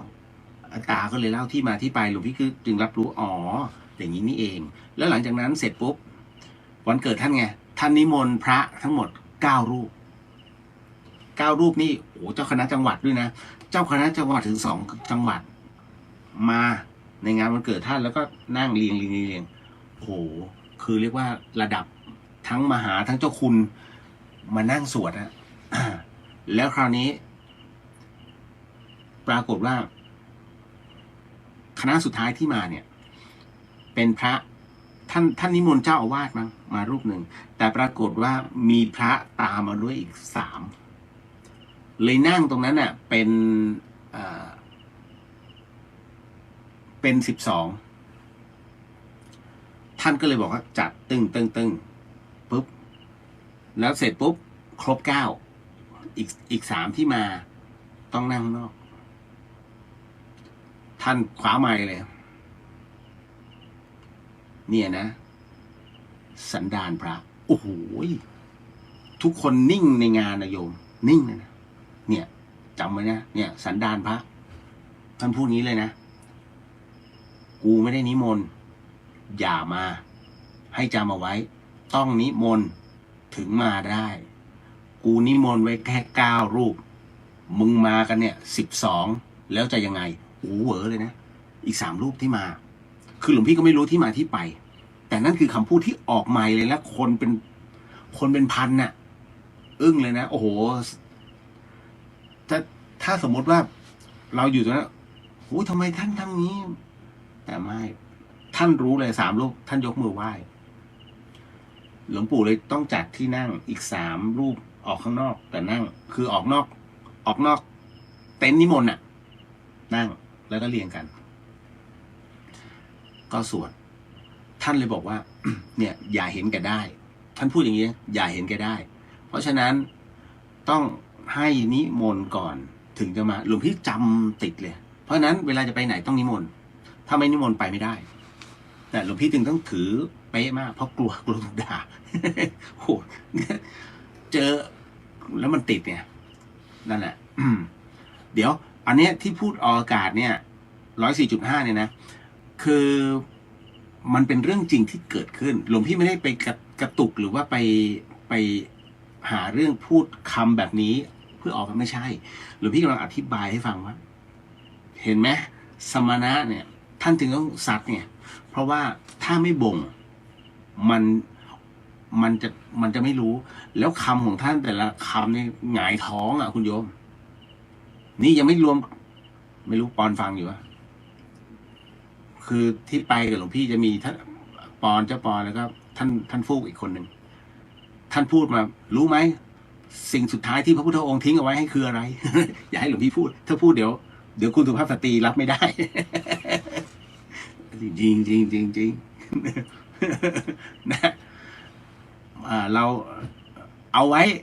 ถ้าคุณโยมติดใจประโยคตรงนี้ที่หลวงพี่ทิ้งไว้เวลาขึ้นมาวัดฝายหินมาทำบุญก็มาถามหลวงพี่หลวงพี่จะบอกให้ บอกพูดออกการไม่ได้ห้าม นั่นน่ะแต่ความหมายเมื่อแปลออกมาแล้วเนี่ยโอ้โหสุดยอดอันนี้บอกไว้เฉยเนาะก็สรุปว่าที่ไม่ได้อยู่เพราะว่าหลวงพี่นั้นมีหน้าที่บนวัดฝายหินอยู่แล้วก็ที่ธรรมสถานหลวงพี่โอปอท่านรักษาการผู้อำนวยการรูปที่3เนาะของวัดฝายหินแล้วก็มีหลวงพี่เขมอยู่ตรงนั้นก็เวลาสวดทุกวันอาทิตย์ในเรื่องของทำสตะสังฆทานทั้งหมดทั้งมวลนั้นท่านก็จะนิมนต์ให้ครบองค์สงฆ์ลงไปนะไม่มีปัญหา เพราะตรงนั้นเป็นที่อยู่ของพระอาจารย์ภัสกรหลวงพี่ก็คงไม่ทิ้งอยู่แล้วเนาะซึ่งวัดฝายหินเองเนี่ยก็เป็นที่หลวงพี่ภัสกรนั้นท่านก็จำพรรษาอยู่นี่ท่านสังกัดที่นี่หลวงพี่ก็ไม่ทิ้งอยู่แล้วไงนะนี่คือที่มาที่ไปหลวงพี่ก็เลยต้องบอกก่อนเนาะเอาละ ต่อจากนั้นเสร็จปุ๊บท่านจะสึกจริงๆคำว่าสึกกับลาสิกขาเนี่ยเดี๋ยวหลวงพี่ต้องบอกก่อนนะ การที่ หลวงพี่บวชเนี่ยแน่นอนที่สุดหลวงพี่ตอบแทนคุณหลวงพี่ภัสกรแล้วก็ได้ครบวาระที่หลวงพี่นั้นครั้งหนึ่งก็ประสบเหตุที่ทำให้ตัวเองนั้นหลุดออกจากร่างแล้วก็กลับเข้ามามันก็ครบด้วยความสมควรแล้วก็มีอะไรต่างๆที่หลวงพี่อยากต้องทำอย่างเช่นสามีภพภูมิให้จบนั่นแหละเมื่อจบแล้วเนี่ยหลวงพี่ยังมีภาระก็คือดูแลโยมแม่สลับกับโยมพี่สาวนั่นน่ะแล้วก็ยังมีอะไรอีกหลายอย่างแต่ว่าหลวงพี่ไม่ได้ทิ้งงานพระศาสนาก็ทำทั้งหมดทั้งมวลก็คือหลวงพี่ต้องกลับมานับหนึ่งใหม่อีกรอบหนึ่งทุก10 ปีนับหนึ่งใหม่ เพราะมันต้องบวชแต่ก็มองไว้ว่าถ้าจะต้องกลับมาอีกครั้งหนึ่งหลวงพี่คงถาวรแล้วอันนั้นเพราะฉะนั้นณตรงนี้ก็เลยบอกว่าหลังจากที่คือเรายังทำหน้าที่ต่อได้เนาะไม่ใช่ว่าอยู่ตรงนี้แล้วต้องอย่างนี้เสมอไปในผ้าเหลืองเสมอไปมันทำได้แหละก็บวชต่อก็ได้แต่ว่ามันยังมีหน้าที่ไง เป็นคารวะหลวงพี่ก็ปฏิบัติได้ก็กัลยาณมิตรหลายๆท่านก็รู้อยู่ก่อนที่หลวงพี่บวชก็ยังคงเหนียวแน่นเหมือนเดิม แล้วก็คือธรรมดานี่แหละคนธรรมดาศีล 5ศีล 8ได้เหมือนกัน เพราะฉะนั้นมันไม่ได้อยู่กับเครื่องแบบแต่มันอยู่ที่การประพฤติตัวของเรา แล้วก็ในสิ่งที่หลวงพี่ทำให้แค่นั้นแหละแล้วทุกวันนี้คนที่กราบหลวงพี่เขาไม่ได้กราบเลียวนะเขากราบพระเหลืองเขากราบในสิ่งที่เราปฏิบัติเราประพฤติถูกไหมหลวงพี่เจอในงานศพของโยมนะก็คือคุณหมอดำรงภาวิไลเนี่ยอีโก้จัดบอกเลยตระกูลนี้เป็นตระกูลนักวิทยาศาสตร์นะซึ่งหลวงพี่เองก็อีโก้แต่หลวงพี่เป็นอะไรที่ฟังหลวงพี่ภัสกรจึงได้บอกว่าหลวงพี่จะแตกต่างกับภาวิไลคนอื่นก็คือตรงที่ว่าหลวงพี่ฟังแล้วก็เอามาพินิจพิเคราะห์มาพิจารณาจริงๆมันซึมซับโดยที่เราไม่รู้ตัวเพราะว่าเราเห็นบางอย่างในพระพุทธศาสนาซึ่งถ้าถามว่าข้อธรรมหลวงพี่สนใจหลวงพี่ไม่ได้สนใจข้อธรรมนะในเรื่องของพระพุทธศาสนาแรกๆเลยหลวงพี่สนใจในเรื่องเฮ้ยมันมีอย่างนี้จริงเหรอหลวงพี่ชอบพลังพิเศษคือเราเห็นกับตาว่าเฮ้ยมันสามารถทำให้หินสกปรกหนึ่งก้อนเนี่ยที่ว่าเป็นพลอยก้นบ่อเนี่ยเอามาแปลงให้มันเป็นมีสตาร์ได้เห็นกับแต่มันต้องอาศัยเวลาไงแล้วก็ไม่รู้มาก่อนว่าพระเครื่องที่เราคล้องคอเฮ้ยมันมีพลังด้วยเหรอไม่รู้มาก่อนพอเราเห็นสิ่งที่มันเกิดขึ้นกับทุกๆคนที่อยู่ในธรรมสถานรุ่นก่อนๆนะเฮ้ยชอบชอบหรือว่าอุปทานหมู่วะหรือพี่เป็นคนที่ไม่เชื่อนะไม่เชื่อเรื่องผีแต่ถามว่าเคยเจอมัน50-50แต่ไม่กลัวไงหลวงพี่เป็นคนที่ไม่กลัวผีแล้วก็ไม่ได้ฝังใจว่าจะต้องแม้กระทั่งจัดรายการผีนะจนกระทั่งแบบมาเจอตัวเองก็เลยรู้ว่ามันเป็นอย่างนี้มันคือพลังงานก็เลยไม่พอเราเจอแล้วเราจึงไม่กลัวแต่ถ้าไม่เจอเนี่ยมันผวาเลยไม่กลัวไงปัจจุบันก็เลยเพิ่มความไม่กลัวขึ้นเพราะว่าเรารับรู้แล้วว่าวิญญาณคืออะไรผีคืออะไรแต่คราวนี้พระเครื่องเนี่ยเฮ้ยพลังอย่างสมมุติคือต้องทำให้เห็นนะว่ามีเนี่ยอย่างกรณีตรงนี้ที่โยมท่านมอบให้หลวงพี่เป็นพระของพระอาจารย์เปลี่ยนเป็นลายฉลูอย่างเงี้ยก็เราก็ไม่รู้หรอกตอนนั้นหลายคนเขาจับอุ้ยแล้วดีดปึ้งนี่เลยบางท่านอาการออกหรือบางครั้งก็มีการอาการ ไออย่างเงี้ยหรือพอเสร็จปุ๊บมันก็จะมีอาการแบบเหมือนเขาเรียกคล้ายๆมีพลังบางอย่างแล้วมันจะขึ้นมาเฮ้ยมันเป็นเรื่องประหลาดสำหรับหลวงพี่นะแรกๆเราก็เลยอยากลองก็เลยพยายามขอความคือขอเรียนรู้แรกๆท่านจะไม่สอนเลยคือประมาณว่า มึงอะศีลก็ยังไม่ได้สวดมนต์ก็ยังขี้เกียจโอ้หลวงพี่โดนตอนอยู่ธรรมสถานใหม่ๆจริงๆคือถ้าไม่ใช่หลวงพี่พัฒกรต่างหลวงพี่ไม่ทำ ทุกคนก็จะรู้นะยกเว้นว่าวันนี้คึมๆน้องๆขึ้นไปสวดมนต์เอาขึ้นมั่งแล้วพอสวดปุ๊บอ้าวยาวเลยคราวนี้ติดไงเพราะว่ามันมีบางอย่างที่พระอาจารย์ท่านขึ้นมาสอนน้องคนนี้มันเก่งเรื่องนี้นี่หว่าเราก็พยายามเขาเรียกขอวิชาแต่ละคนคือเมื่อก่อนธรรมสถานบางคนเขาเก่งกันแต่ละอย่างนะไอคนนี้เก่งเรื่องของพระคาถาคนนี้จะเก่งในเรื่องของพลังจิตไอคนนี้เก่งในเรื่องของตาทิพย์ไอคนนี้เก่งในเรื่องอย่างนี้เลยนะซึ่งเฮ้ยโอ้โหเอ็กเมนทั้งนั้นเลยนี่หว่า หลวงพี่จีบทุกคนทำไงหรอ มันมีจริงหรอเนี่ยแล้วหลวงพี่ก็จะเทสเนี่ยของมันหายว่ะมันอยู่ตรงไหนลองดูนะให้หน่อยซึ่งหลวงพี่รู้อยู่แล้วว่าไอ้ของอยู่นะไอ้น้องมันก็นั่ง พี่นิกลองดู มันภาพที่ผมเห็นนะมันอยู่บนชั้นหนังสือพี่นิกลองดูหน่อยว่ามีไหมนี่ในห้องนะมันเป็นภาพในห้องหลวงพี่ก็นึกในใจแต่ปากอะมูสาอ๋อเหรอขอบคุณเดี๋ยวจะลงไปหาในหัวหลวงพี่อะคือคนเราเนี่ยถ้าจะโกหกได้ทุกคนคุณโยมแต่มันโกหกตัวเราเองไม่ได้หลวงพี่ก็เลยมานั่งเลยเฮ้ยจริงว่ะเพราะหลวงพี่อะเอาวางไว้บนชั้นหนังสือแต่ว่าอยากจะถามมึงเห็นจริงเหรอคำว่าตาทิพย์เขาเห็นจริงก็เล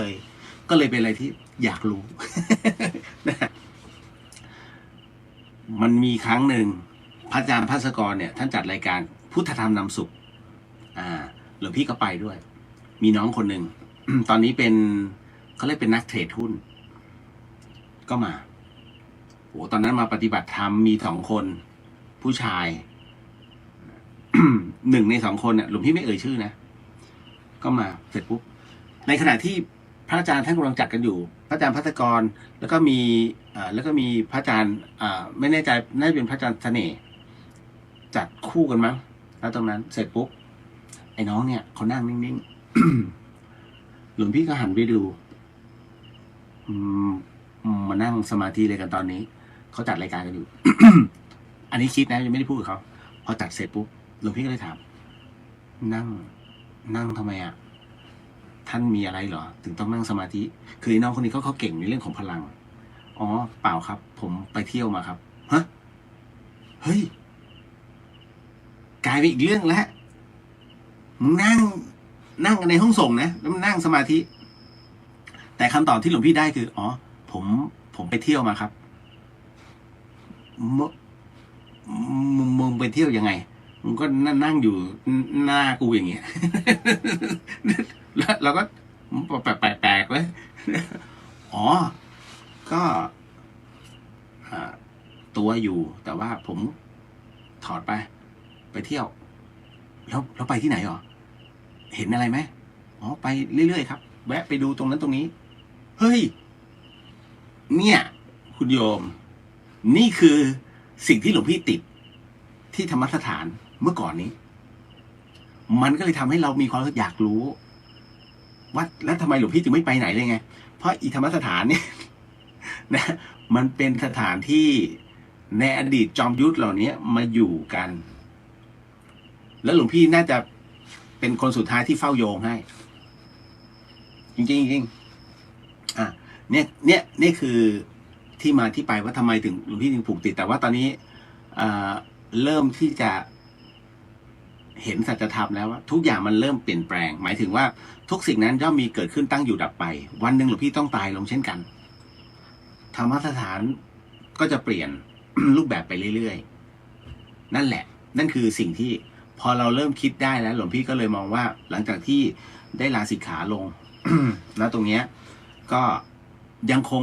คงพื้นที่อยู่เพราะหลวงพี่ภัสกรท่านสร้างห้องตรงเนี้ยไว้ให้หลวงพี่โดยเฉพาะ คงจะทิ้งปณิธานท่านไม่ได้หลวงพี่ก็จะใช้เป็นที่ทำงานนั่นแหละแต่ตัวเองเนี่ย อาจจะต้องเดินทางไปฝึกปฏิบัติอยู่เรื่อยๆคือการปฏิบัติแล้วก็การเรียนรู้มันไม่มีที่สิ้นสุดหรอกคุณโยมหลวงพี่เอง อยู่บนวัดฝายหินก็ฝึกปฏิบัติแล้วก็เรียนรู้มันก็จะอยู่ในส่วนของหลวงพี่ณตรงนั้นเพราะฉะนั้นมันต้องมีไปเขาเรียกแลกเปลี่ยนความรู้ในเรื่องของกำลังภายในกันบ้างไม่ใช่เป็นจอมยุทธนะหมายถึงว่าเรื่องรูปแบบณตรงเนี้ย จะลองฝึกอยู่เรื่อยๆเพิ่มพูนความรู้แต่จะบอกโอ้ยหลวงพี่ต้องเป็นพระอนาคามีพระสกิทาคามีจนถึงพระอรหันต์หรือเปล่าอย่าพึ่งหลวงพี่ยังมีหน้าที่เยอะเพราะนั้นโลภโกรธหลงหลวงพี่ยังมีหลวงพี่คือพระธรรมดาที่กำลังฝึกตนอยู่คำว่าโลภในที่นี้มันนั่นหมายถึงว่าอย่างเนี้ยเดินที่หลวงพี่บอกถ้าคุณโยมขึ้นมาทำบุญช่วยเอาน้ำแพ็คขึ้นมาเอาอีขนมปังที่แบบที่มันเป็นกล่องแล้วหลวงพี่สามารถย่อยได้เอาขึ้นมาเห็นไหมโลภไหมแต่หลวงพี่เอามากินเองไม่ใช่หลวงพี่จะเอาเนี้ยไปตั้งข้างหน้าแจกโยม คือโยมเขาจะไหลต่อไงนั่นแหละเห็นไหมนี่คือโลภไหมโลภโกรธไหมมีบางทีหลวงพี่ก็ทำงานอยู่เงี้ยแต่มีโยมมาสั่งเงี้ยอยู่เรื่อยๆต้องอย่างนั้นต้องอย่างนี้เฮ้ยสั่งพระเลยเหรอเราเข้าใจว่าเราทำไม่ทำมันอยู่ที่ตัวเราแต่หลวงพี่เรานึกเขาเรียกนึกสงสารเพราะว่าการสั่งพระแต่ละอย่างเนี่ยคือศีลมันไม่เท่ากันไงมันเหมือนกับเฮ้ยทำตามนะอย่างนี้โอ้เล่นเอาค่าตัวเองไปมาบวกกับพระเหรอก็ไม่มีปัญหาหลวงพี่ก็ทำตามไง นั่นแหละแล้วก็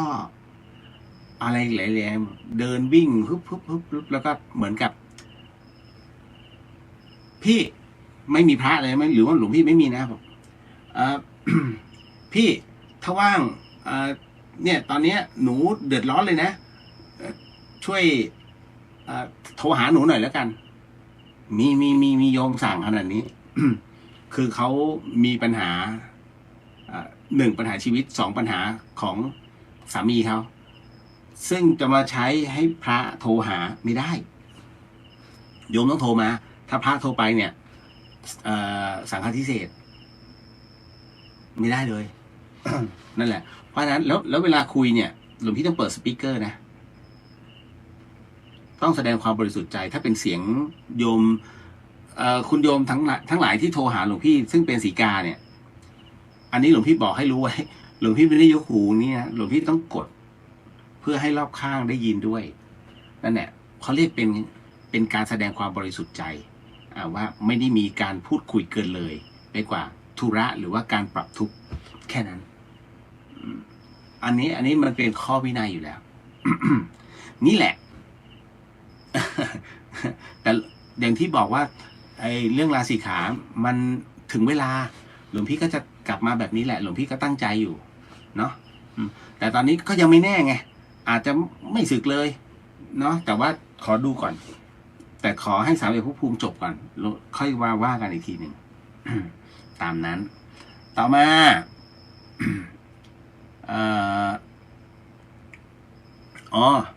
ถ้าพูดถึงเรื่องนวดผ่านไปแล้วโยมพี่หมอตู่มาแล้วก็ไปแล้ว ท่านอยู่ที่สุราษฎร์คืออย่างนี้หลายท่านเนี่ยนะไคโรแพคติกที่พี่หมอมาทำให้คุณโยมท่านใดเนี่ยที่คือโยมพี่เขาไม่ได้มาอยู่ที่เขาไม่ได้อยู่กรุงเทพนะแล้วไม่ได้อยู่ที่เชียงใหม่ท่านอยู่ที่สุราษฎร์คราวนี้มีหลายคนเนี่ยแจ้งความจำนงว่าอยากอยู่ที่กรุงเทพเดี๋ยวหลวงพี่จะขอเดี๋ยวจะถามให้เพราะว่าวันนั้นแว่วๆว่าวันที่20นะ 20นิดเนี่ยของเดือนนี้ท่านจะไปที่กรุงเทพเดี๋ยวหลวงพี่จะบอกอีกทีหนึ่งแล้วก็ไปเข้าเฟซก็ได้หมอตู่เดินดอยนั่นแหละแล้วก็ไปคุยในอินบ็อกซ์กับท่านได้ไม่มีปัญหา ต่อมาอะไรเนี่ยจากกรณีมีคนพางูไปไหว้พระ ท่านคิดว่าอย่างไร สมควรหรือไม่ พางูไปไหว้พระอย่างนี้ มันไม่ใช่มีเฉพาะงูนะหลวงพี่เห็นเนี่ย พาหมามาไหว้พระ โดนกับตัว จริงๆที่กุฏิเลย โยมมาถึงถวายของ ยังไม่ได้ถวายนะเลี้ยงของเรียบร้อยเสร็จปุ๊บมาพร้อมกับน่าไม่แน่ใจว่าเพื่อนหรือว่าเด็กที่บ้านนะแล้วก็มีหมาตัวหนึ่ง พอถึงไหว้พระสิลูก จริงๆนะหลวงพี่ก็นั่งไหว้พระสิลูกหลวงพี่ก็ก็ไหว้กันแล้วไม่ใช่เหรอโยม2 คนอ๋อเปล่าค่ะลูกหนูค่ะหลวงพี่ก็มองใครกุมารทองเหรอลูกกุมารทองเหรอโยมไม่ใช่ค่ะลูกชี้หมาเจริญละ ไหว้พระสิลูกมันคงรู้แหละถ้ามันยกมือไหว้หลวงพี่ขอนะหลวงพี่ขอซื้อหลวงพี่ให้วัดฝ่ายหินเอาไว้เปิดใส่เป็นกรงแล้วก็เก็บตังค์โยม โอ้ยไปกันหนักแล้ว โยมแต่ละท่านคือเอาสัตว์ไปเนี่ยน้องหมาน้องงูน้องแมวเลยก็แล้วแต่ของคุณโยมมาตามสบายแต่คราวนี้ให้นึกถึงคนที่เขามาไหว้พระแล้วก็พระดูนิดนึงโยมมีความสุขรู้สึกจะเป็นงูเลี้ยงใช่ไหมเอาพางูไปไหว้พระเป็นงูเหลือมเหตุการณ์นี้เกิดขึ้นที่อะไรวัดป่าที่ลพบุรีนั่นน่ะ แล้วคราวนี้ก็ปรากฏว่าคือคนเนี่ยเขาก็กลัวกันแต่ว่าอันเนี้ยโดยส่วนตัวมันดีไม่ใช่เหรอคะนี่คือเหตุผลนะมันดีก็เราพามาเพื่อมาจะกราบสิ่งศักดิ์สิทธิ์ถูกต้องแต่ต้องดูที่ปัญญาเป็นหลักสัตว์มีปัญญาไม่เท่ากันมนุษย์เนี่ยเป็นสัตว์ที่มีปัญญาที่สุดแล้วเรามีปัญญาในเรื่องของการพินิจพิเคราะห์ทั้งหมดทั้งมวลในการพิจารณาแต่สัตว์เหล่านี้มันพินิจพิเคราะห์ได้ในระดับหนึ่งเพราะฉะนั้นเขาจึงเรียกว่าเดรัจฉานการที่รักอะไรจนเกินเลยไปเนี่ยหลวงพี่ไม่ว่ามันเป็นสิทธิส่วนตัวแต่ต้องดูบุคคลรอบข้างถูกไหมการที่สมมุตินะคุณโยมรักเสืออยากจะเอาเสือสักตัวหนึ่งเนี่ยมาชื่นชมความน่ารักแล้วไปจ่ายกับข้าวด้วยกันคุณโยมจะปล่อยเสือแล้วเดินเนี่ยเพื่อก็ให้มันดูให้มันมีอิสระเพื่อที่จะไปเดินชมตลาดเป็นเพื่อไม่ได้คุณโยมทำแบบนั้นไม่ได้นิดนึงเพราะฉะนั้นการที่เกิดเป็นเดรัจฉานเป็นกรรมของเขาอยู่แล้วคุณโยมยังเอากรรมตรงนี้มาใส่ตนอีกไม่ถูกถึงได้บอกว่าดูที่ปัญญาเป็นหลักเนาะว่าจริงๆแล้วเนี่ยเราควรจะทำแบบไหนแล้วก็ต้องดูสังคมเป็นหลักด้วยเช่นกันเพราะเราอยู่บนโลกใบนี้ด้วยสังคมเนาะสังคมที่เราอยู่ร่วมกันมันมีความสุขถ้าคุณโยมนั้นนึกถึงส่วนรวมแต่ถ้ามันจะทุกข์ทันทีเมื่อคุณโยมนั้นมีความคิดเห็นส่วนตัวเป็นส่วนตัวเท่านั้นเจริญพรจบ นะเก็ตเนาะพางูไปไหว้พระอันนี้ในฐานะที่ท่านบวชเรียนแล้วก็ศึกษาธรรมโอ้โหอันนี้นะ ในฐานะที่ท่านบวชเรียนและศึกษาธรรมท่านมองเรื่องการศึกษาในปัจจุบันอย่างไรและเราผู้สูงอายุควรทำอะไรดีนี่วิชาการกับหลวงพี่เลยเนี่ย เอาใหม่ในฐานะที่ท่านบวชเรียนและศึกษาธรรมท่านมองเรื่องการศึกษาในปัจจุบันอย่างไรและเราผู้สูงอายุควรทำอะไรดีเมื่อเข้าสู่วัยที่ทำงานไม่ได้แล้วน่าสนใจขอบคุณมากในฐานะที่ท่านบวชเรียนและศึกษาธรรมะมองเรื่องการศึกษาปัจจุบันเอาเป็นภาพรวมเนาะสำหรับหลวงพี่เนี่ยถ้าจะต้องมองการศึกษาปัจจุบันหลวงพี่ว่าถอยหลังเข้าคลองเอาจริงๆถ้าเป็นโรงเรียนนะสำหรับหลวงพี่สมมติ ถ้าหลวงพี่เป็นเจ้าของโรงเรียนหลวงพี่จะเปิดโรงเรียนตามความถนัดโอ้ถ้าตามความถนัดอย่างนี้ลูกหนูนี่มันติดเกมก็สบายเดี๋ยวก่อนใจเย็นๆ การเล่นเกมเนี่ยเขาเรียกมันมีการแข่ง e-sport ถูกไหมแต่แน่นอนที่สุดไอ้คณะหรือว่าแผนกที่หลวงพี่เปิดเนี่ยแต่ละอันเนี่ยตามความถนัดของแต่ละคนถ้าเด็กมันเล่นเกมไอ้แผนกนี้จะเยอะที่สุดหลวงพี่ไม่มีปัญหาเลยนะแต่หลวงพี่ก็จะมีกฎเล่นเกมได้เล่นนะต้องสัมภาษณ์แบบอย่างรุนแรงชอบเล่นใช่ไหมเล่นเกมได้ไม่มีปัญหาเล่นหลวงพี่จะมีเงินให้เติมอาวุธตลอดเวลาเล่นมีข้อแม้ว่าห้ามหลับเล่นให้ชนะจะกี่วันไม่มีปัญหาแต่ห้ามหลับหลับเมื่อไหร่ขอปรับทั้งค่าปรับทั้งค่าที่เอาเงินไปเติมเกมและอะไรหลายๆอย่างที่มันเป็นการเสียเวลาค่าไฟด้วยต้องปรับไม่งั้นเล่นกันตามสบายเพราะฉะนั้น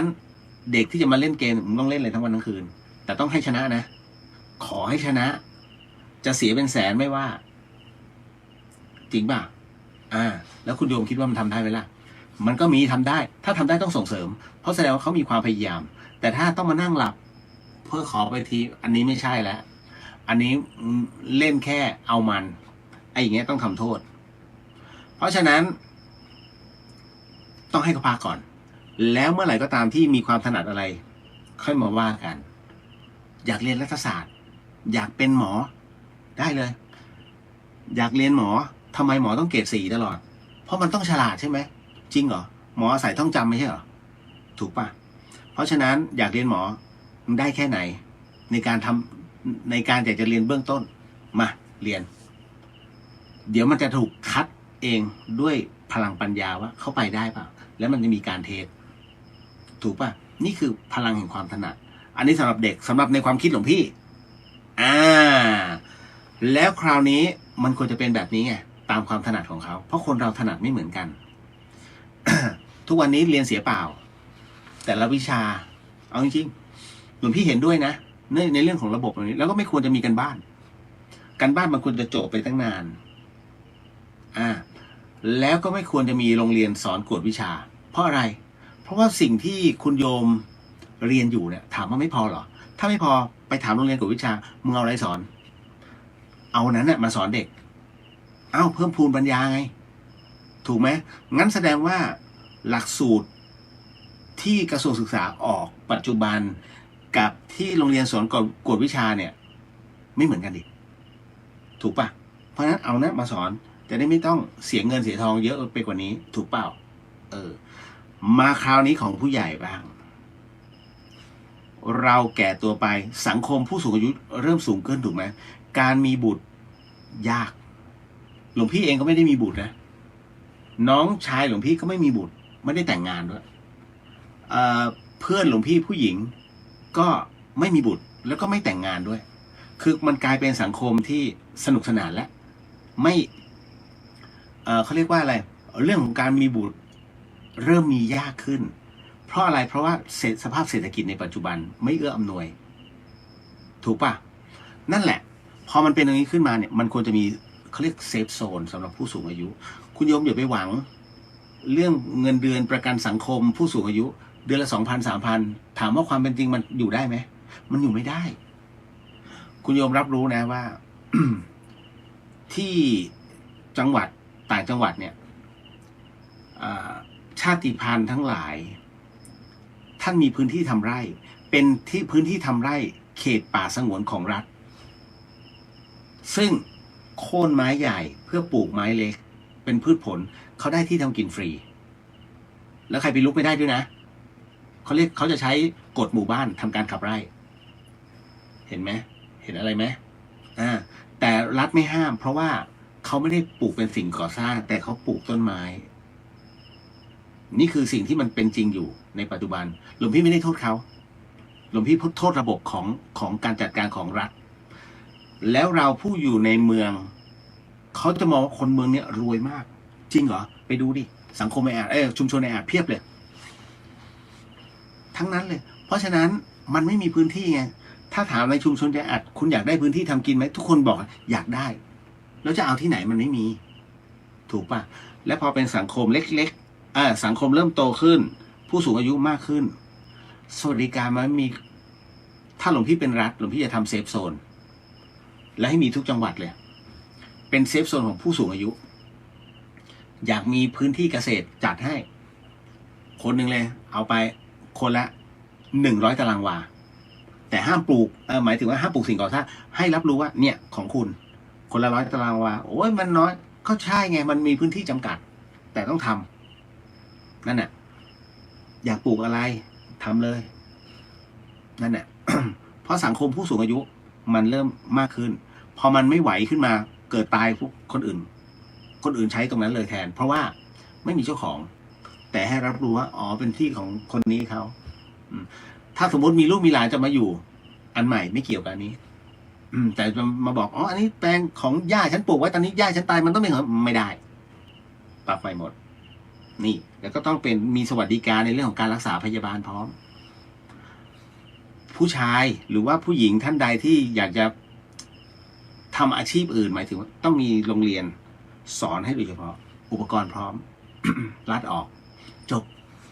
เพราะเราไม่มีสวัสดิการดีเหมือนกับชาวบ้านเขาเก็บภาษีแบบมหาโหดเลยด้วยค่าเงินของเขาไงแต่ประเทศไทยไม่ใช่นี่คือในสิ่งที่หลวงพี่พูดนั่นแหละเก็ตไหมสังคมผู้สูงอายุ มันเริ่มเยอะขึ้นเอาจริงๆเนี่ยหลวงพี่ไม่ได้พูดเกินเลยนะถ้าทำได้ก็จะดีแต่มันไม่ทำ จะไปลดปัญหาเรื่องการคอร์รัปชันยากนี่คือปัญหาของระบบประชาธิปไตยแต่หลวงพี่แบบไม่ใช่ระบบอื่นหลวงพี่พูดงี้ต้องหัวรุ่นแล้วไม่ใช่หลวงพี่ไม่พูดการเมืองแต่หลวงพี่บอกคุณโยมนึกทุกระบบนั่นแหละ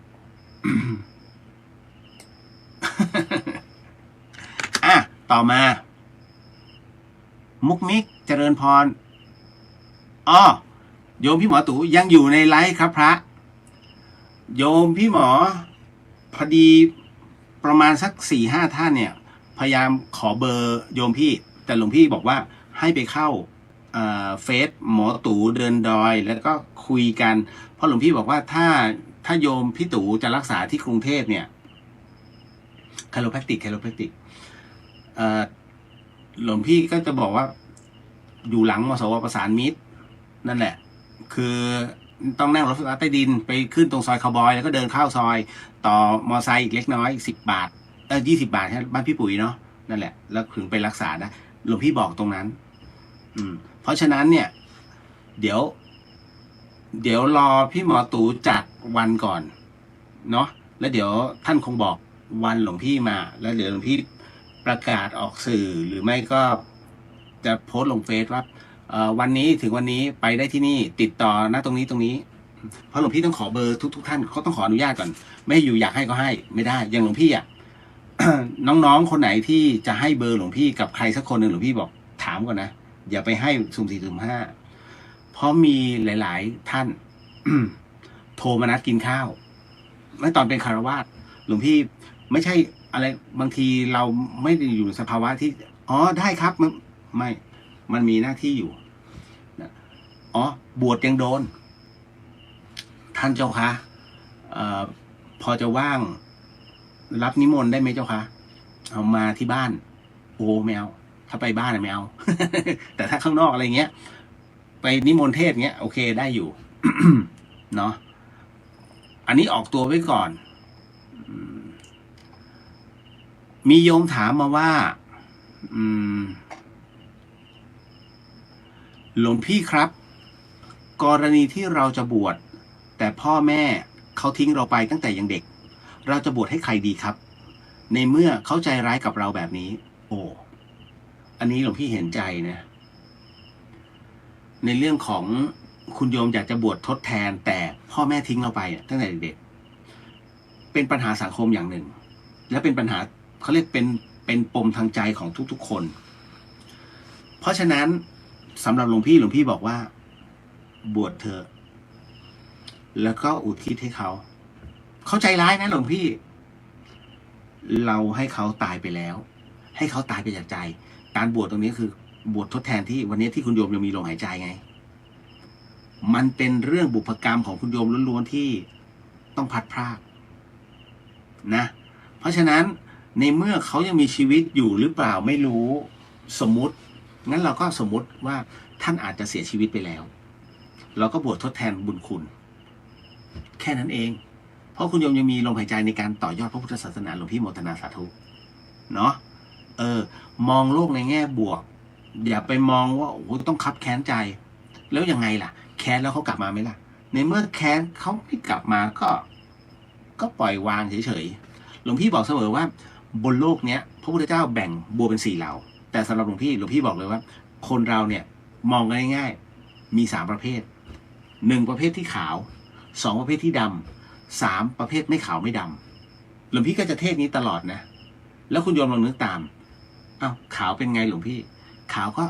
เจอแต่เรื่องดีๆถูกไหมหลวงพี่ยกตัวอย่างในเรื่องของการซื้อข้าวแกงสมมติคุณโยมสั่งข้าวผัดกระเพรากะเพราหมูเนี่ย40 บาทอยากกินนอกจากกะเพราแล้วยังมีอย่างอื่นอีกเพียบเลยเป็นตามสั่งแต่คุณโยมสั่งผัดกะเพรา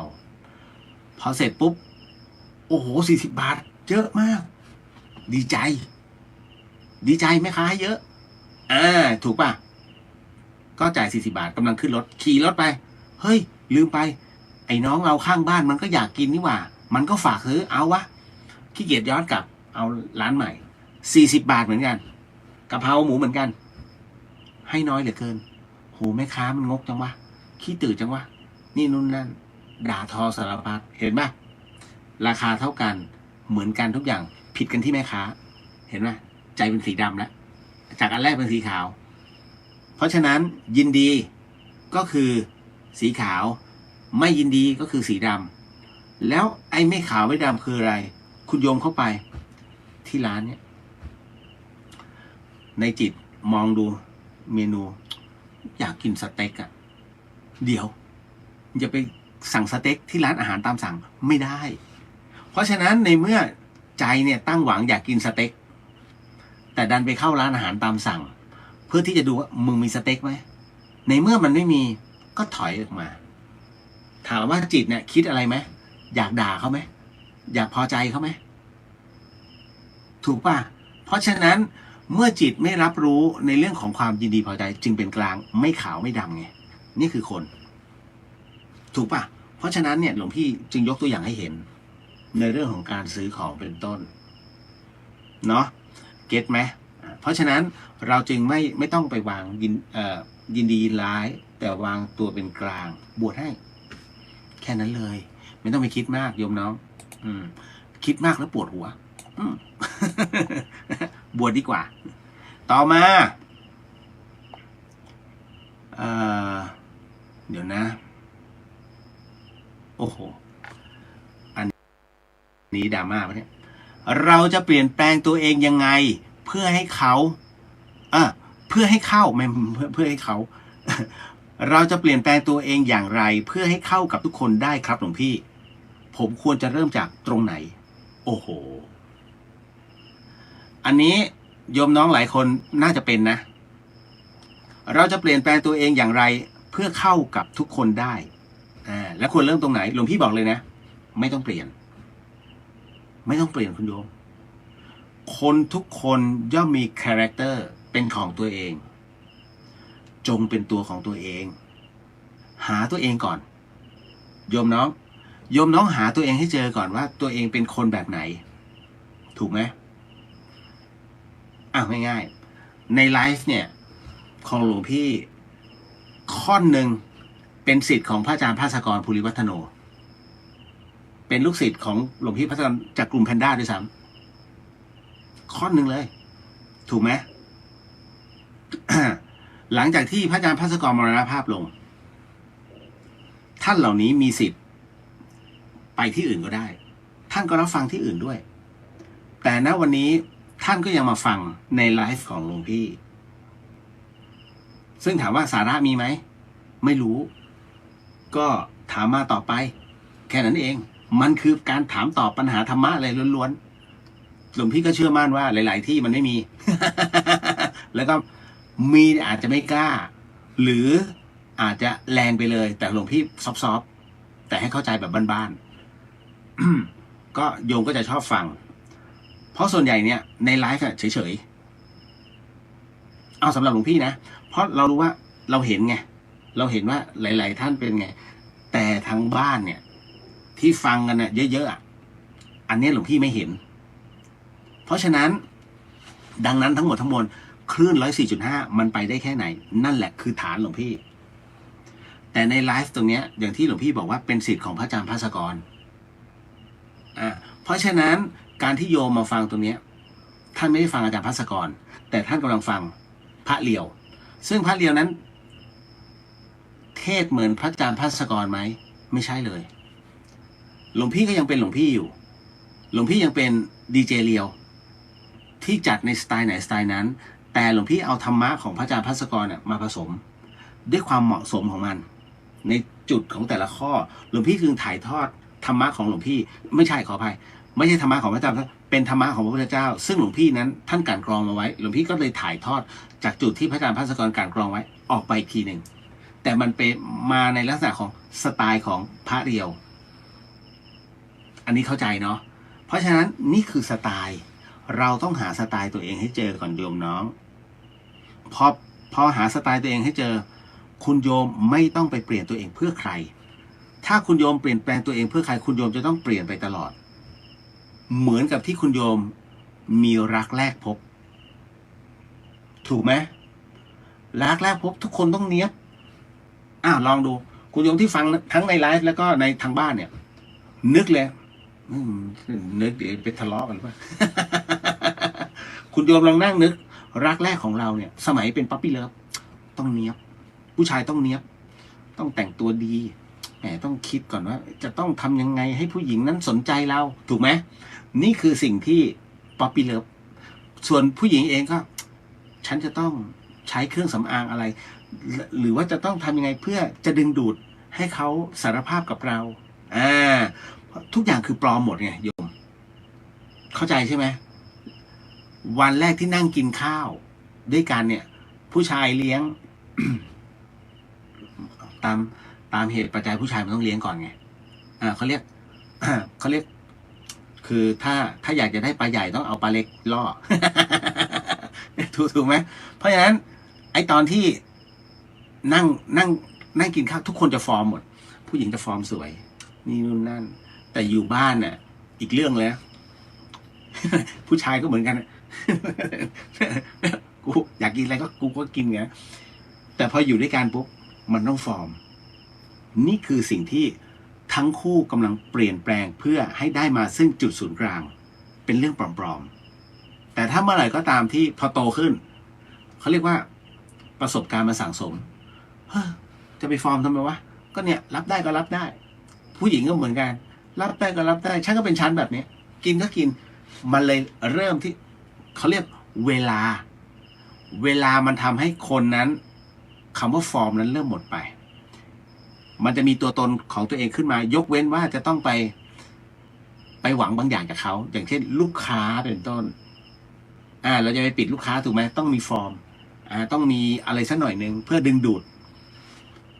ทุกคนเขาจะวางแบบนั้นแต่ตัวตนจริงไม่ใช่เพราะฉะนั้นหลวงพี่ถึงได้บอกว่า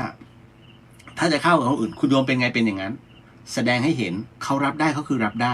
คนที่รับคุณโยมได้นั่นคือมิตรอันแท้จริงคนที่รับคุณโยมไม่ได้นั่นไม่ใช่นั่นแค่คนรู้จักเข้ามาแล้วผ่านไปมันมี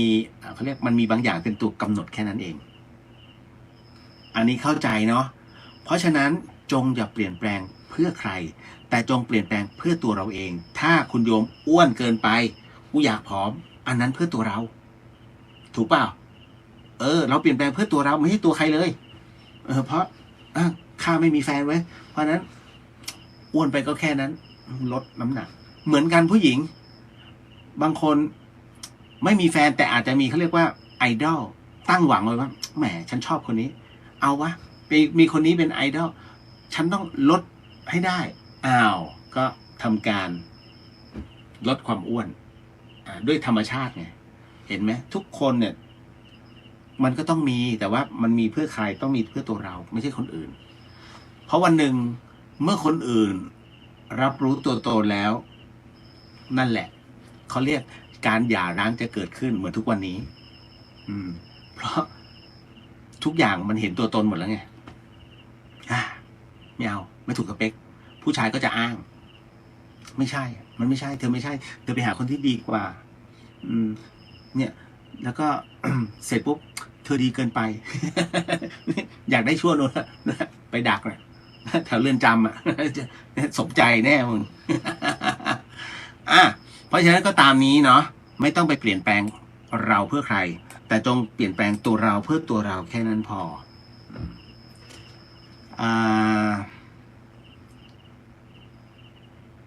หลวงพี่อันนี้ผมงงมากครับผีกลัวพระยังมีกลัวผีเลยพระตายไปพระกลายเป็นผีแล้วพระที่เป็นผีจะกลัวพระด้วยกันไหมในเมื่อเป็นพระเหมือนกันเดี๋ยวงงเดี๋ยวพระงง อีกรอบ ผมงงมากครับผีกลัวพระยังมีกลัวผีเลยพระตายไปก็กลายเป็นผีแล้วพระที่เป็นผีจะกลัวพระด้วยกันไหมในเมื่อเป็นพระเหมือนกันพระงงแล้วอีกรอบนะอีกรอบคุณโยมอย่าเพิ่งเบื่อหลวงพี่เดี๋ยวหลวงพี่พยายามเข้าใจทีละตอนก่อนเอาใหม่ มันอันนี้รู้สึกสนุกผีกลัวพระถูกต้องเหรอผีกลัวพระไหมพักไว้ก่อนพระก็ยังมีกลัวผีเลยถูกพระยังมีกลัวผีนะคือพระที่ไม่ได้ผ่านการเขาเรียกว่าฝึกปฏิบัติกลัวผี 100%เนนยังมีเลยเนนไฟหินเนี่ย ไม่ได้นับวันนี้ไอ้จ้าเอ๋หมาชื่อจ้าเอ๋มันเคยอยู่ข้างในมาขุดนอนตรงเนี้ยวันนี้เลย คือตรงเนี้ยที่หลวงพี่อยู่มันเป็นหลุมสูตรฮวงซุยอ่ะมันขุดเพื่อจะนอนข้างกุฏิหลวงพี่ถ้าคุณโยมมาทำบุญคุณโยมจะเห็นหลุมวันนี้มีกระดูกขึ้นมา1 ชิ้นไอ้จ้าเอ๋งับหลวงพี่เฮ้ยเดี๋ยวมาดูดิอะไรวะ เป็นกระดูกชิ้นสั้นๆหลวงพี่ไม่รู้หรอกว่ามันคือกระดูกไก่หรือกระดูกที่อยู่ตรงกุฏิ ไม่รู้จริงนั่นแหละก็เลยไล่ไอ้จ้าเอ๋ไปก่อนไปนั่นแหละก็เลยฝังไว้ตรงเนี้ยที่เดิมจริงพระห้ามขุดดินนะเพราะมันจะไปกระทบกระเทือนสัตว์ที่อยู่ในดินมันจะเป็นอาบัติแต่กระดูกหลวงพี่ก็ไม่รู้กระดูกไก่หรือกระดูกคนต้องเอากลับเพราะมันตะกุยไงมันใช้เท้าตะกุยหมาไอ้จ้าเอวันนี้เลยก็ดุมันอยู่ นั่นแหละเดี๋ยวขอแกะตรงนี้กันงง เดี๋ยวนะผีกลัวพระยังมีกลัวผีเลยอันนี้ถูกต้องยอมรับน้องเนไม่ใช่หลวงพี่พอแล้วพระเนี่ยก็ตายเป็นถูกป่ะท่านบอกว่าพระตายไปพระก็กลายเป็นผีถูกต้องเมื่อพระตายลงพระก็กลายเป็นผีแล้วพระที่เป็นผีเนี่ยจะกลัวพระด้วยกันไหมในเมื่อเป็นพระเหมือนกันอันนี้เก็ตแล้วพอแกะทีละอันหลวงพี่เข้าใจแล้วผีกลัวพระก็ยังกลัวผีพระตายไปก็กลายเป็นผีอยากถามว่าไอ้พระที่เป็นผียังกลัวพระด้วยกันไหมเพราะตัวเองก็เป็นพระเหมือนกันคำตอบคืออย่างนี้ คุณโยมจริงๆแล้วไม่มีใครกลัวใครหรอกเอาจริงนะเพราะมันอยู่กันคนละมิติเพียงแต่ว่าพระเนี่ยที่ยังมีชีวิตอยู่ท่านมีร่างกายท่านมีตัวตนยังมีจับต้องได้แล้วคราวนี้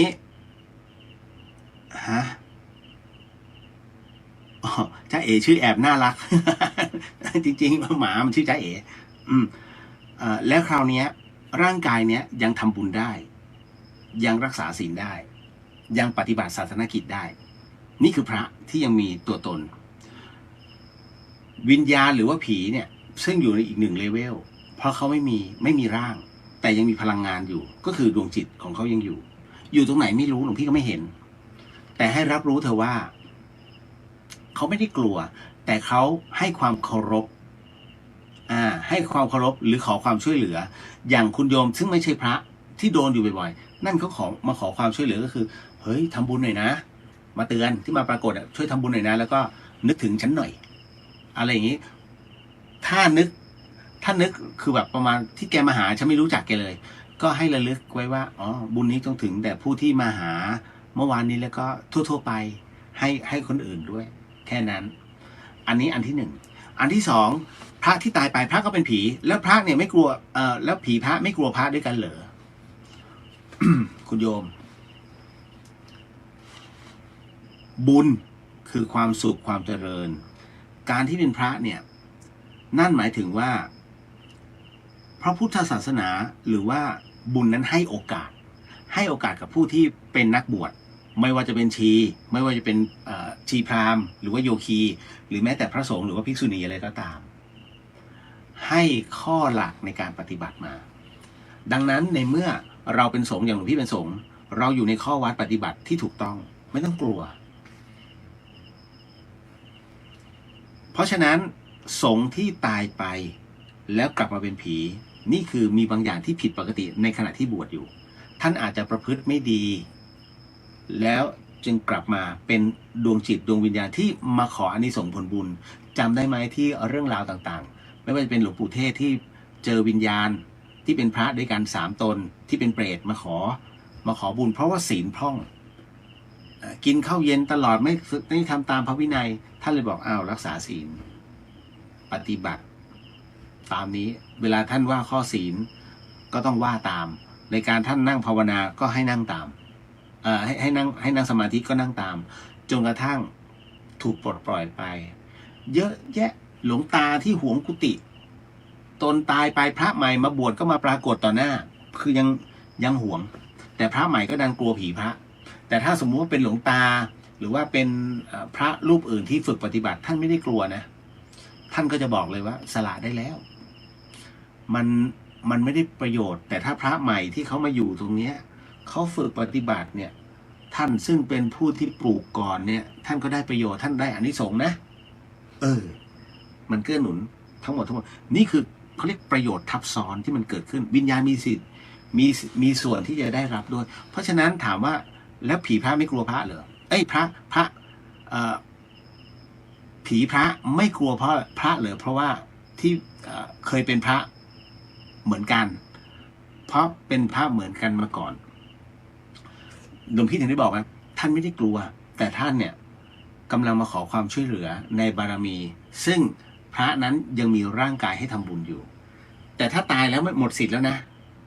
นั่นหมายถึงว่าต้นทุนของบุญกุศลเนี่ยของคุณโยมก็คือยังเป็นช่วงที่ยังมีชีวิตอยู่ยังมีร่างกาย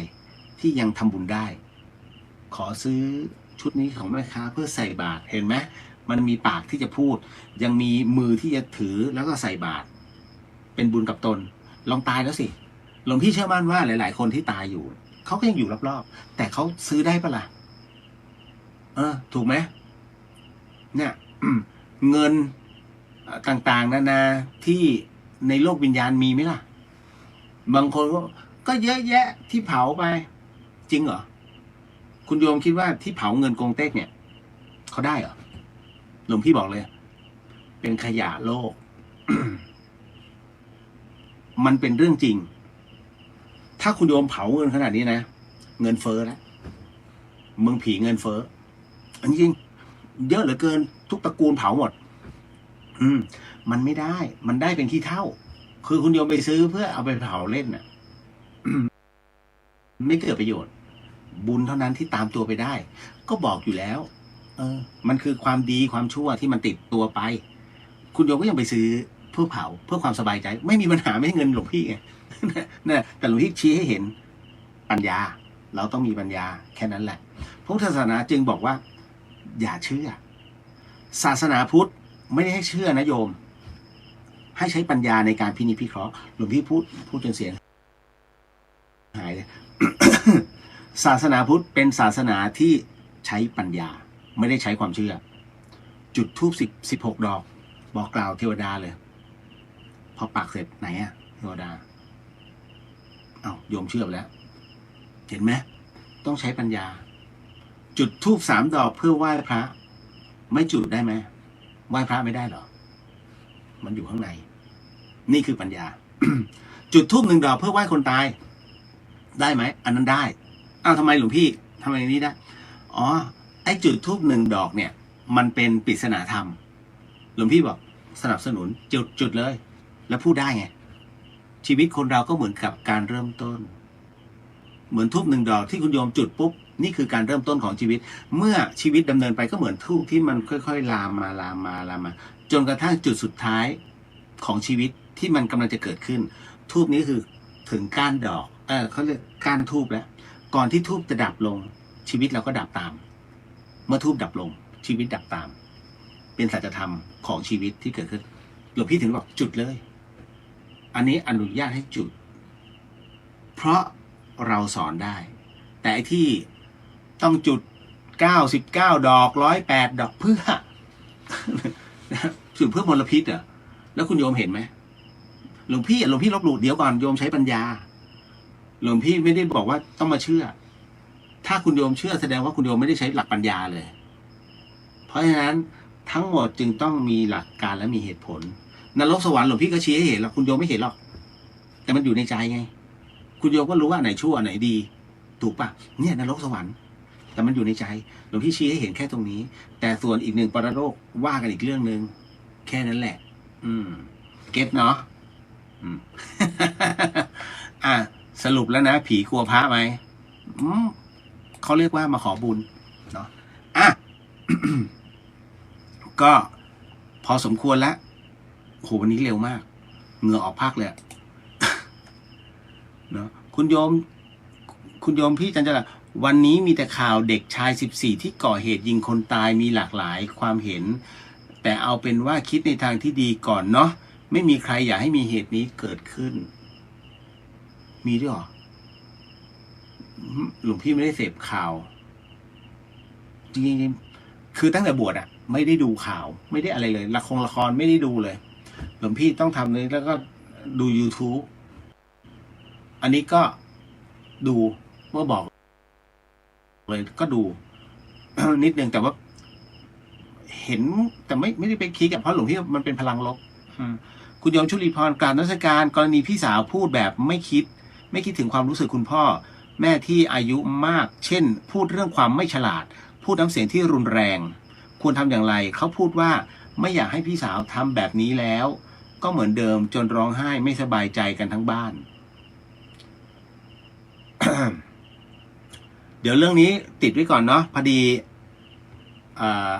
มันหมดเวลา เดี๋ยวหลวงพี่จะขอเอาอันเนี้ยต่อยอดข้างหน้าเนาะแต่ขอให้หายก่อนเริ่มกล่องเสียงเริ่มอีกแล้วมาอีกแล้ว อาการเหงื่อมาแล้วก็เอาเท่านี้ก่อนเนาะสำหรับวันนี้เดี๋ยวรับพรก่อนนอนกัน นะโมตัสสะภะคะวะโตอะระหะโตสัมมาสัมพุทธัสสะนะโมตัสสะภะคะวะโตอะระหะโตสัมมาสัมพุทธัสสะนะโมตัสสะภะคะวะโตอะระหะโตสัมมาสัมพุทธัสสะ รับบุญรับพรสิทธิกิจจาสิทธิกัมมังสิทธิเตโชชโยนิจจาสิทธิลาโภนิรันตรังก็ขอให้กิจและกรรมที่คุณโยมนั้นกำลังทำกำลังสร้างนั้นจงเป็นเหตุเป็นพละปัจจัยให้ถึงพระนิพพานในชาติปัจจุบันโดยเร็วพลันเทินสาธุหลับฝันดีแล้วเจอกันเนาะ เดอะเฮียนก็ถ้าวันศุกร์ไหวก็เหมือนเดิมแต่พรุ่งนี้เดี๋ยวขอดูก่อนเพราะพรุ่งนี้ช่วงนี้ภารกิจหลวงพี่เยอะนิดนึงเนาะขออภัยด้วยจริงๆแต่พยายามจะจัดให้ได้เจริญพร